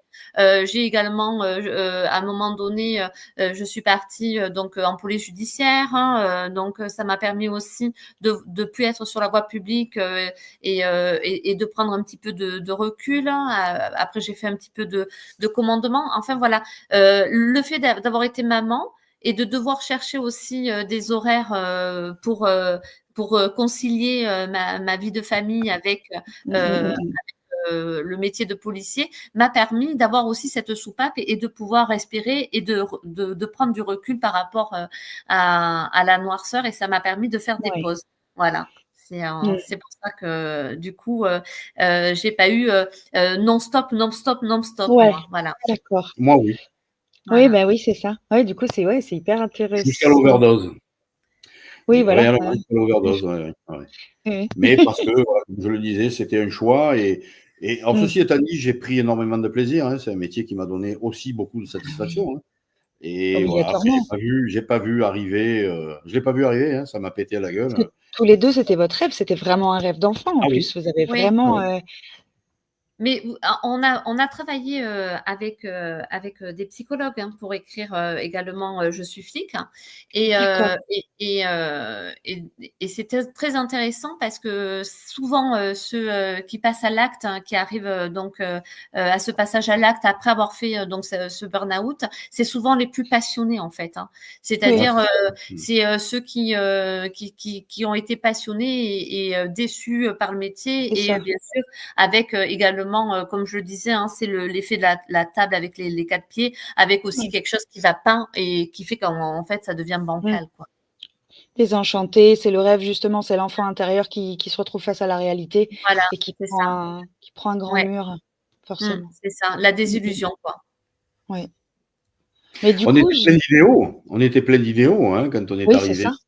Voilà, et puis on se rend compte qu'en fait, la société est en souffrance et on est son médecin ou son pharmacien, on est au chevet, mais on a des aspirines pour soigner un cancer généralisé. Voilà, ça aussi, ça marque énormément de ne pas pouvoir être réellement à l'écoute des vulnérables, parce que c'est ce qui nous a obsédés, hein, d'être à l'écoute des gens. C'était l'idée de départ, bien sûr. Leur apporter aide, soutien, assistance. Ça aussi, ça a énormément contribué à me faire glisser, oui. Oui. Et notamment, on le disait tout à l'heure, après je te rends la parole, lorsqu'on parlait tout à l'heure des chiffres vaguement, lorsqu'on devient un comptable et pas un policier, voilà, qu'est-ce qu'on fait? Moi, je suis pas rentré là pour ça. Je suis rentré pour être au service et pour être au service des gens et pas pour faire des statistiques, voilà. Bien sûr. Donc tout ça a contribué à ce que le grand costaud, comme tu dis, de la BAC a dérapé. Voilà. Oui, mais justement, c'est là où je voulais en venir. C'est que finalement, le grand costaud qui est complètement, qui était un passionné. Il s'intéresse, le chat, c'est bien. Ah oui, elle a craqué. Elle vous trouve tellement beaux tous les deux qu'elle a voulu vous voir de plus près. Je sais plus. Bref, c'est pas grave. Enfin oui, non, c'est pas étonnant. C'est pas étonnant du coup que souvent ce sont justement les passionnés, les impliqués qui mettent tout et qui finissent par craquer. Et l'or, ça veut pas dire que tu es pas impliqué, bien au contraire. Oui. C'est juste que tu as eu la chance, toi, C'est ça. d'avoir de la communication, d'avoir un entourage, d'avoir une passion artistique, enfin, des exutoires. Tu as Voilà. eu des Mais je suis exutoires. convaincu, je suis convaincu que vous, les femmes, vous êtes psychologiquement bien plus fortes que nous. Merci. Oui, non, Merci. mais je suis C'est convaincu. pas là où je voulais en venir, mais c'est C'est vrai lui que qui le dit, c'est hein. Non, mais quelquefois, c'est un réellement, constat. un Non, mais homme, c'est ça un a des gros vrai. bras, c'est Oui. pas forcément très intelligent, ça va cogner, Alors, c'est con, quoi.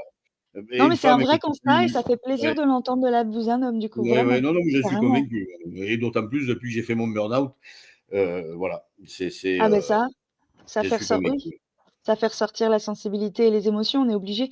On est obligé de se rendre compte qu'elles nous sont indispensables et qu'elles sont et que les mettre en avant, c'est renaître hein, finalement. Je Et c'est vois une ça, c'est pour ça que auditrice tu as arrêté? Pardon? C'est pour ça que tu as arrêté du coup? C'est pour ça que tu as démissionné, J'ai donc arrêté tu as parce que quitté, c'était devenu une évidence. Je n'arrivais plus ouais. à être le flic que j'avais rêvé d'être, Mmh. et j'étais réellement dans un état psychologique Ouais, défaillant. forcément. Il y a quelques photos seulement sur Google, on me reconnaît pas.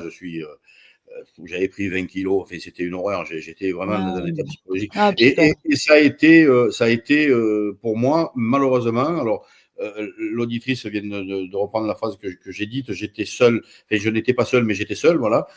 Et c'est tout à fait vrai. On est très entouré, mais on est seul. Et donc, c'était devenu pour moi la seule porte de sortie, le seul moyen de me sauver dans les deux Oui, sens du oui, oui. terme. Ah Dans oui, les deux sens du terme, c'est-à-dire de fuir, oui, mais de me sauver physiquement aussi et bien sûr, mon évidemment. intégrité physique. Ouais, ouais. Oui, Alors c'est tout à fait. paradoxal parce que c'est un métier m'a tellement donné et il a failli tout me reprendre. Oui, oui, bah oui. Et du coup, une petite dernière question Bon, on a spirituelle. plus parlé que toi. Eh ben, c'est l'idée, hein. C'est sa C'est formation. l'idée. Hein, C'est ça l'idée. C'est d'en savoir plus sur vous deux. Pas sur moi, on s'en fout de moi. Je vais savoir, du coup, spirituellement. Parce que là, au-delà de tous voilà, encore une fois, les mots difficiles et les choses difficiles, il y a les titres. Les titres aussi des livres sont très forts. Extrême onction, rédemption. C'est des termes très, très, très spirituels, tout simplement. Donc, j'ai envie de dire, et Dieu dans tout ça. Oula, la question complexe. Alors moi, je vais commencer. Oui, c'est ça, Un c'était un rapport peu tard. Non, non, fais court, fais court. C'est difficile. J'ai un rapport un peu particulier avec Dieu. Euh,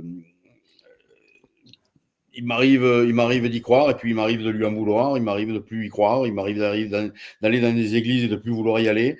J'ai un rapport très ambigu avec ça. Malgré tout, comme tu le dis, ces titres sont forts et évidemment, ils sont pas choisis au hasard. Hein. Ils Ben non. ont même été des évidences et le troisième va s'appeler Résurrection. Oui. Donc voilà, le rapport que j'ai moi avec la religion est assez particulier. Je suis pas né dans une famille pieuse. Je suis né dans une famille communiste où on était tiraillé entre le communisme et la religion, puisqu'on était d'origine italienne. Alors, il y avait ce côté, cette Ah oui. ambiguïté entre l'Italie très pieuse et le communisme. Voilà, donc j'ai pas été élevé dans une famille pieuse. Je le peu que j'ai de culture religieuse et notamment chrétienne, je me la suis faite tout seul, en ouvrant la Bible, en écoutant, en lisant, en rencontrant des gens du culte. Je suis allé faire quelques retraites à Sénanque, à l'abbaye de Sénanque, voilà, pour comprendre tout ça. Et j'ai parfois, voilà, j'ai un rapport un peu particulier, quoi. Donc, Et on avait des cours. on avait des cours, c'est vrai, donc je vais me taire, je vais te laisser la parole. Voilà, j'ai un rapport particulier. Parfois, je me dis oui, il existe, et puis des fois, je me dis non, c'est pas possible. Ouais. Alors moi, c'est le contraire de Marc. Moi, je suis issue d'une fratrie de 5 enfants. Et on a reçu donc une éducation donc catholique. J'ai fait le catéchisme jusqu'à la communion solennelle, donc jusqu'à 14-15 ans, je crois, Mhm. de mémoire. C'est ça.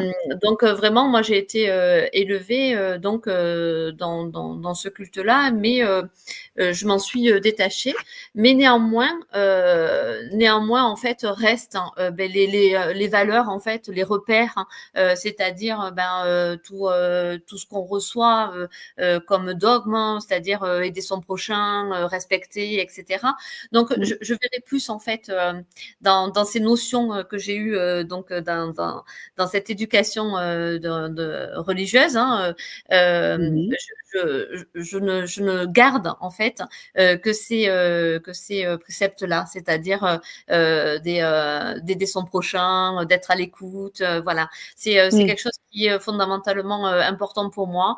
Et c'est vrai que c'est aussi dans nos titres, cette part-là aussi de tout ce voilà. On est policier parce qu'aussi on veut aider son prochain, on veut être Oui. là présent pour répondre pour nos concitoyens, etc. Et ça, je pense que on le retrouve dans n'importe quelle religion. Hein. Voilà, je dis Mhm. pas, moi je connais celle que j'ai reçue, hein, mais je pense que c'est des concepts qu'on peut retrouver et voilà, c'est aussi le choix de ces titres-là. Et d'ailleurs, les couvertures et tout ça, vous le voyez, on a toujours Notre-Dame de la Garde, hein, et dans Oui. le et là, c'est le chapelet que l'on voit qui pend, voilà. Ce Donc sont ses mains et sa véritable arme de service. voilà. Donc Oh. ouais. Voilà. Donc Ah, vous voyez, elle n'est pas pieuse, mais elle a un chapelet, parce que le chapelet est à elle aussi. oui, c'est le mien. Vous voyez les contradictions? Et là, c'est assez. Voilà. Mais non, mais en fait, non, c'est une contradiction. Oui et non, parce qu'en fait, c'est aussi un hommage en fait Oui. à ces concepts-là. C'est-à-dire, C'est un contraste qui est voilà, sublime et ces qui rend valeurs-là super bien. que l'on garde en fait, hein, même si après, effectivement, voilà, moi Et puis, il y a je m'en aussi. suis détachée, mais voilà, je garde quand même ces valeurs-là, quoi. La question en substance dans ces titres-là, c'est dans la noirceur des bouquins, où est Dieu? Et que Voilà. Ah ben fait-il? voilà, c'est ça. D'où ma question, c'est ça. Voilà. C'est ce qu'on se C'est demande forcément c'est dans pour tout ce ça que que je vous disais que ces décrivez tout titres-là à étaient une l'heure. évidence. Oui. Voilà, et C'est c'est fou pour qu'il ça pose qu'en fait, forcément la avec le question. métier que l'on fait, c'est difficile Ouais. de croire en fait que l'on peut mettre en fait tant de noirceur chez des personnes, faire tant de mal et avoir quand même une existence suprême. Le Ah, policier comprend très vite mm, qu'on n'est pas grand-chose. Hein. Mm. c'est On n'est pas sûr. grand-chose. L'être humain n'est pas se prendre au sérieux. Faire les choses sérieusement, mais pas se prendre au sérieux. On comprend très Mm, vite que, voilà, quand on a vu des cadavres, on en a côtoyé ouais. des centaines. On comprend très vite qu'on n'est pas grand-chose. Voilà, moi, Mm, c'est ce que je voulais dire, en fait, comme je viens de le dire là. Où est Dieu mm, dans tout ça? Où est-il? Dans la c'est ça. misère des quartiers, dans la violence, dans le mal-être des policiers ou dans cette société qui part à volo. Où Mm. est-il? Que fait-il? Bon, il peut me téléphoner, il peut m'appeler éventuellement. C'est cool, merci beaucoup. Mais au-delà d'un merci, je veux vraiment, vraiment surtout vous dire bravo. Bravo parce que, enfin, pour votre engagement. Bravo pour tout ce que vous faites sur les choses aussi très, très, très graves et dures que vous êtes capable de faire et de dire. Et au-delà, une ouverture, une gentillesse, une bienveillance, des regards, des rires, des sourires. Enfin, vous êtes beau, vraiment. Vraiment, vous êtes super beau et merci Merci, beaucoup. voilà, c'est gentil. Ah, on va se coucher de bonne humeur, merci beaucoup. Non, on a été super bien reçus, c'est super Ouais, gentil. Merci beaucoup. Merci, à bientôt, merci. En tout cas, merci beaucoup à tous les trois. Merci Séraphine pour cette chronique. Et merci beaucoup hein, Marc et Laure pour vos réponses, pardon. Il y a Laurent qui nous dit un grand merci, c'était passionnant, je vais lire Rédemption et hâte de vous rencontrer. Mais avant toute chose, avant de conclure, il y a Sonia qui a 2-3 choses à vous dire. En fait, Il y a j'ai des fait mon messages petit là dans le chat mémo. privé. J'ai fait mon Ah petit oui. Non, mémo le pour tableau n'est ne plus pas à vendre, oublier. Sonia. Le tableau n'est pas à vendre. Je sais. Non, en fait, c'est par rapport à donc ce que vous disiez avec Séraphine. Et c'est vrai que je dis, en fait, c'est pas dans la nature humaine de vivre autant de choses glauques. Donc, ça doit aller très vite de sombrer dans la dépression, en fait. Oui. Alors oui, alors, souvent les journalistes me posaient la question, comparer notre métier à celui de pompier. Ils nous disaient, mais le pompier aussi, il côtoie des choses difficiles. Je lui disais, le pompier, il lui arrive de donner la vie dans une ambulance, il lui arrive d'avoir les remerciements d'une victime. Le flic, il a que le négatif. Il a que le négatif. Moi, si on m'a serré la main en me disant merci 2 fois dans ma carrière, c'est le grand maximum. Il n'y a jamais rarement de choses positives. Les choses positives que l'on avait et que tu as encore, c'est la relation qu'on peut avoir avec ses collègues, parce qu'on vit la même chose, parce qu'on se connaît, on se comprend, on arrive à échanger, on est cynique, comme je disais tout à l'heure, et on arrive un peu à maintenir parfois une façade, hein, mais ça aide énormément. Mais par rapport aux pompiers, après je te laisse parler, par rapport aux pompiers, voilà, il y a ça. Le flic, on l'appelle quand on a plus rien, tout a échoué, c'est le dernier intervenant, c'est celui qui va mettre les mains dans la merde. Et voilà, donc en permanence, est-ce que j'ai répondu à ta question, Sonia? Je ne sais pas. Oui, tout à fait. Oui, voilà. Et c'est d'autant plus difficile à l'heure actuelle qu'en fait, il n'y a même plus le respect du policier. Et maintenant, ça commence à devenir non plus le respect du pompier. En fait, tout ce qui touche un uniforme, on a cette notion en fait de respect qui n'est plus. Donc, c'est d'autant plus difficile à l'heure actuelle, quoi. Voilà.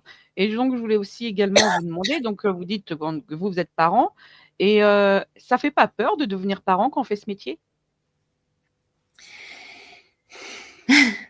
Je crois que aujourd'hui, être parent tout court, moi, ça me fait peur, sans être policier, quoi. La société aujourd'hui, mettre un enfant au monde. Alors, est-ce que nos parents ou nos grands-parents ne disaient pas la même chose? Peut-être. Il y a peut-être un problème générationnel aussi. Le fait d'être policier, moi, ça m'a, comment dire, j'en parlais tout à l'heure, j'ai été extrêmement sévère avec mes enfants pour qu'ils échappent à ce que je voyais tous les jours. Voilà. Je l'ai parfois été trop. J'ai quelques regrets aujourd'hui. Alors voilà, après, comme on dit, il faut être papa pour comprendre, ou maman, pour comprendre les propres erreurs de ses parents. Malgré tout, pour que mes enfants ne tombent pas là-dedans, soient épargnés par cette violence, cette délinquance, cette criminalité, j'ai été extrêmement sévère. Voilà. Et j'ai commis certainement des erreurs. Mais après, non, avoir peur d'être parent, non, mais voilà, ça fait. Là, je vais me faire engueuler, là, donc je me tais. Je peux pas en placer une, hein, vous avez remarqué, là, ça y est, il sent que c'est la fin de l'émission, il veut avoir la parole tout le temps, là. C'est impressionnant. Donc, non. Alors voilà, donc en fait, moi je disais. Égocentrique. Non, alors effectivement, la question est intéressante parce qu'effectivement, quand on voit la société, la violence, etc., on se dit, on va laisser nos enfants être confrontés à un moment ou à un autre à ça, et c'est vrai qu'on peut être ultra dans la sécuritaire, etc., avec nos enfants, mais j'en reviens encore à l'éducation. On essaie de leur donner en fait, l'éducation la plus respectueuse envers les autres, pour essayer justement qu'ils prennent le droit chemin, quoi, pour pas être, parce qu'on souvent on voit des jeunes issus de milieux même favorisés parfois, de bonnes familles, mais qui prennent des travers, et tout est aussi une question d'éducation. Voilà, moi je parle beaucoup avec oui, mes tu parles filles. beaucoup, oui. Voilà, je parle beaucoup avec mes filles pour justement les prévenir. Voilà, on fait de la prévention, mais c'est vrai qu'on a plus tendance à se dire, en voyant la société, ce qu'on vit au quotidien, c'est vrai que ça peut être effrayant en tant que parent, que policier parent, c'est plus effrayant, je pense. Mais ça n'empêche pas de vouloir être parent. Eh oui. Tellement beau. Et justement, vous avez répondu à une partie de mon dernier petit mémo que j'avais mis. C'est est-ce qu'on n'en est pas plus protecteur avec ses enfants et est-ce qu'on met plus de barrières? Oui, c'est évident. Là, on est, moi, même ma fille, elle a 20 ans, excuse-moi. Ma fille, elle a 20 ans. Si elle prend la voiture et tout, moi, il faut qu'elle me dise à l'instant T où elle est, etc., pour pas qu'elle ait de mauvaises rencontres. On se fait des films si elle répond pas, parce qu'on sait ce qui peut arriver. Voilà. On sait en fait que tout peut basculer rapidement. Et c'est vrai qu'on met plus de protection, ça c'est sûr. Je pense que les parents policiers, les collègues qui sont parents seront d'accord avec nous là, sur ça. Je peux parler? Oui. Ah. Non, finalement. Voilà. Non, finalement. Oui, on est évidemment plus protecteur, je le disais. Voilà. Moi, j'ai été très sévère. Alors aujourd'hui, avec plein de regrets. Bon, ils sont grands, ils comprennent, on parle beaucoup, ils ont compris, mais c'est vrai que ça peut. Aujourd'hui, on parle beaucoup du manque d'éducation. Les parents ont totalement lâché. C'est très compliqué. Je pense que, vous voyez, on revient sur la sécurité.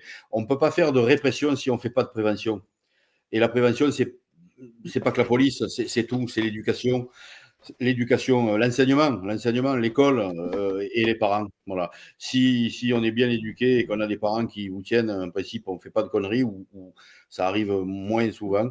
Voilà, tout passe par là. Il n'y a pas que la police. La police, elle est là en dernier recours. Si la première autorité, celle des parents, a échoué, il reste parfois à l'époque celle de l'enseignant. Si l'enseignant a échoué, il reste la police. Mais bon, on ne devrait pas avoir recours à la police pour ces raisons-là. Mais ça peut être l'extrême aussi, parce qu'en fait, en étant trop protecteur ou trop sévère, après, les enfants peuvent aussi faire plus de bêtises. Ils vont dire, attends, on n'a pas eu, on peut pas faire ce qu'on veut. Est-ce qu'ils font pas plus en cachette non plus pour justement un peu défier les parents, en fait? Oui, ça peut arriver d'avoir un enfant rebelle, mais bon, après, il faut. Je vais pas vous l'apprendre, hein, voilà, être papa ou maman, c'est un travail de tous les jours, quotidien, en permanence, toutes les. Voilà. Quotidien. Et donc, il faut être là, il faut leur inculquer. Voilà, moi, vous savez, je rebondis juste sur un truc. Je vois que Florian s'impatiente, il veut mettre fin à. Non, du tout. Non. C'est que Il ne va les plus nous écouteurs me font inviter. les oreilles. Non, on ne sera plus jamais invité. Il a faim, il va pas manger. J'entends souvent dire il faut remettre le service militaire. Mais pourquoi faire? Moi, quand je suis parti au service militaire, je n'avais pas 19 ans et je savais qu'il fallait dire merci à la vieille dame, bonjour, je tenais la porte, j'étais éduqué. Voilà, donc c'est pas le service militaire qui m'a éduqué, hein, ce sont mes parents. C'est un faux problème. Un faux problème de vouloir remettre. Oui, Florian, j'ai terminé. Non. De vouloir remettre le service militaire. Voilà. J'ai vu le commentaire passer tout à l'heure et mettre l'armée dans les cités. Ah, c'est un grand Alors débat. là, Alors là, c'est un grand Quelle heure? 1h45 d'émission, tu as encore 1 heure ou 2? Alors, Oh, bah, moi j'ai tout le temps qu'il faut. Hein. Et je sais qu'il y en a un derrière qui a sûrement une question à poser là-dessus. Alors, il m'énerve particulièrement. Voilà, c'est un grand débat parce qu'en fait, on va faire comme les opérations Place Nette que l'on a vu à Marseille, par exemple. C'est-à-dire qu'on va mettre à un moment donné tout ce bon monde dans les cités, sauf que en fait, ça va résoudre un temps la problématique, mais à un moment donné, on peut pas faire tout un quartier en fait avec des militaires qui ne sont pas formés donc déjà à la spécificité de la police, et à un moment donné, quand ils vont partir, ça va revenir encore plus, voire même ça va se déplacer la problématique. Donc c'est une fausse bonne idée, ça. Chacun son métier.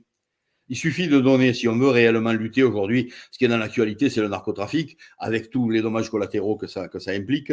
Tu le disais tout à l'heure, Sonia, les gamins, enfin, qui reçoivent des balles, etc., etc. Bon, enfin, tout ce que l'on connaît, le narcotrafic, ça ne peut se faire que par le renseignement criminel et l'investigation, pas par la descente du 3e RPIMA qui va être parachuté sur la Castellane. Non, c'est nul, ça. D'entendre des choses pareilles, ça me met hors de moi, d'autant plus que c'est souvent dit. Alors, quand c'est dit par des non-initiés, je peux le comprendre, mais quand c'est dit par des responsables politiques, ça me met hors de moi. Chacun son métier. Lutter contre la délinquance et la criminalité, c'est le métier de la police, c'est pas celui de l'armée.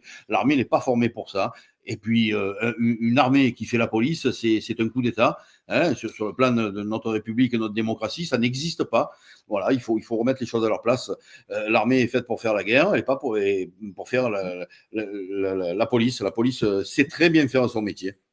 Mais il faut lui donner des moyens. Voilà. Ce que j'allais dire. Je me suis un peu énervé, je m'excuse. Oui, je me suis dit, oula, ça y est, j'ai énervé Marc, on était bien, et au final, je l'ai énervé. Non, vous savez pourquoi? Parce que c'est réellement un sujet de société qui nous tient à cœur. Parce que voilà, on sait comment il faut faire. Alors bon, prétend peut-être, je résume, je simplifie. Il faut donner les moyens à la police. Et quand on sait un militaire, je veux dire, ça sait faire la guerre, ça sait pas faire la police. La police, c'est de l'investigation, c'est une procédure pénale à rédiger, parce que le droit pénal est un droit écrit. Hein, c'est pas le tout de faire descendre des gens avec des FAMAS et des boucliers et des casques dans une cité. Ça ne résolvera rien du tout, absolument rien. C'est un leurre qu'on fait miroiter aux gens qui sont peut-être excédés parce qu'ils habitent dans ces cités-là et ils voudraient qu'une solution leur soit apportée, mais c'est tout sauf une bonne idée. D'accord. Eh ben, écoutez, je m'énerve. Merci beaucoup. Promis. Mais justement, Voilà, comme dirait Frédéric, tu ne gueules pas, tu t'exprimes et on est dans cette émission, effectivement, Merci. entre l'encre et les mots, hein, elle porte bien son nom pour s'exprimer. Donc on rappelle, mes chers amis, que vous étiez avec nous ce soir pour nous parler de ce livre Extrême Onction, donc qui est le tome 1 avec le tome 2 Rédemption et le petit troisième qui arrivera donc prochainement, donc à suivre vos actualités pour ça. Et effectivement, on avait aussi Laure, bon, pour ton métier d'auteur, de gendarme, de police, pardon, mais aussi pour nous parler de cette expo que tu vas présenter donc du 4 au 10 février dans les mairies du 11 et 12e arrondissement de Marseille. Voilà. J'ai fini. Résurrection arrivera quand elle peinera moins et qu'elle sera plus disponible pour écrire. On a quasiment fini. Et toc, voilà. Et toc, voilà. Est-ce que et toc, c'est le mot de la fin? Et on est obligé de se quitter, j'ai encore plein de choses à dire. Moi. Ça y est, c'est fini. Non, on n'est pas obligé. Non, bah écoutez, juste permettez-moi de rappeler que mercredi prochain, on recevra Jérôme Loubry pour son livre L'île aux éditions Kalman Levy. Voilà, donc encore une fois, merci à tous ceux qui étaient présents ce soir. Merci à vous, Laure, et à Marc. On a passé un agréable moment. Merci Sonia. Merci Florian. Merci aux chroniqueuses également. Merci à tous les Voilà. trois. Merci Thierry. Merci mon amour. Allez, moi j'ai dit ce que j'avais à dire. Donc maintenant, vous pouvez conclure, dire ce que vous voulez. Moi, je voudrais dire une chose. D'abord, si vous me permettez, c'est vu que Mais vous je êtes vous en un prie. petit peu énervé, on vous avait mis de bonne humeur tout à l'heure, donc on va vous le redire, vous êtes beau. Oh, êtes c'est merci. gentil. Bon, je sais que c'est pas vrai, mais c'est gentil. Mais vous- C'est ce qui me concerne au moins. Après, Tu peux regarder toutes les rediffusions, elle ne le dit pas à tout le monde. Hein. Et d'ailleurs, je crois Non. que c'est la première fois qu'elle le dit. Hein. Oui. Bon, hormis en off, après, merci. Mais mais c'est en gentil, tout cas... on le croit, ça nous fait chaud au cœur. Merci mille On fois. va bien dormir. Mais vous n'êtes pas mal non plus. Hein. J'allais dire, vous êtes beau. On s'auto-congratule. Là, vous êtes beau, on est Non, beau. on a passé un super moment. Merci à vous trois. C'était vraiment Non, Eh formidable. ben, c'était merci à vous. En tout cas. Merci à vous deux. Tellement génial de Merci pouvoir à vous en tout cas. s'exprimer aussi librement avec des questions aussi transversales. Une belle émission et on espère que les auditeurs, les 2-3 auditeurs qui étaient présents, ont été satisfaits. Il y a eu beaucoup de monde ce soir. Merci à tous. Non, c'était super. Eh ben, Une belle préparation. Merci infiniment. Merci. Merci à vous. Eh ben, merci à vous. On se dit donc à très bientôt. Lisez des livres, passez un très bon week-end et on se dit donc à mercredi. Ciao, ciao. À mercredi. Merci.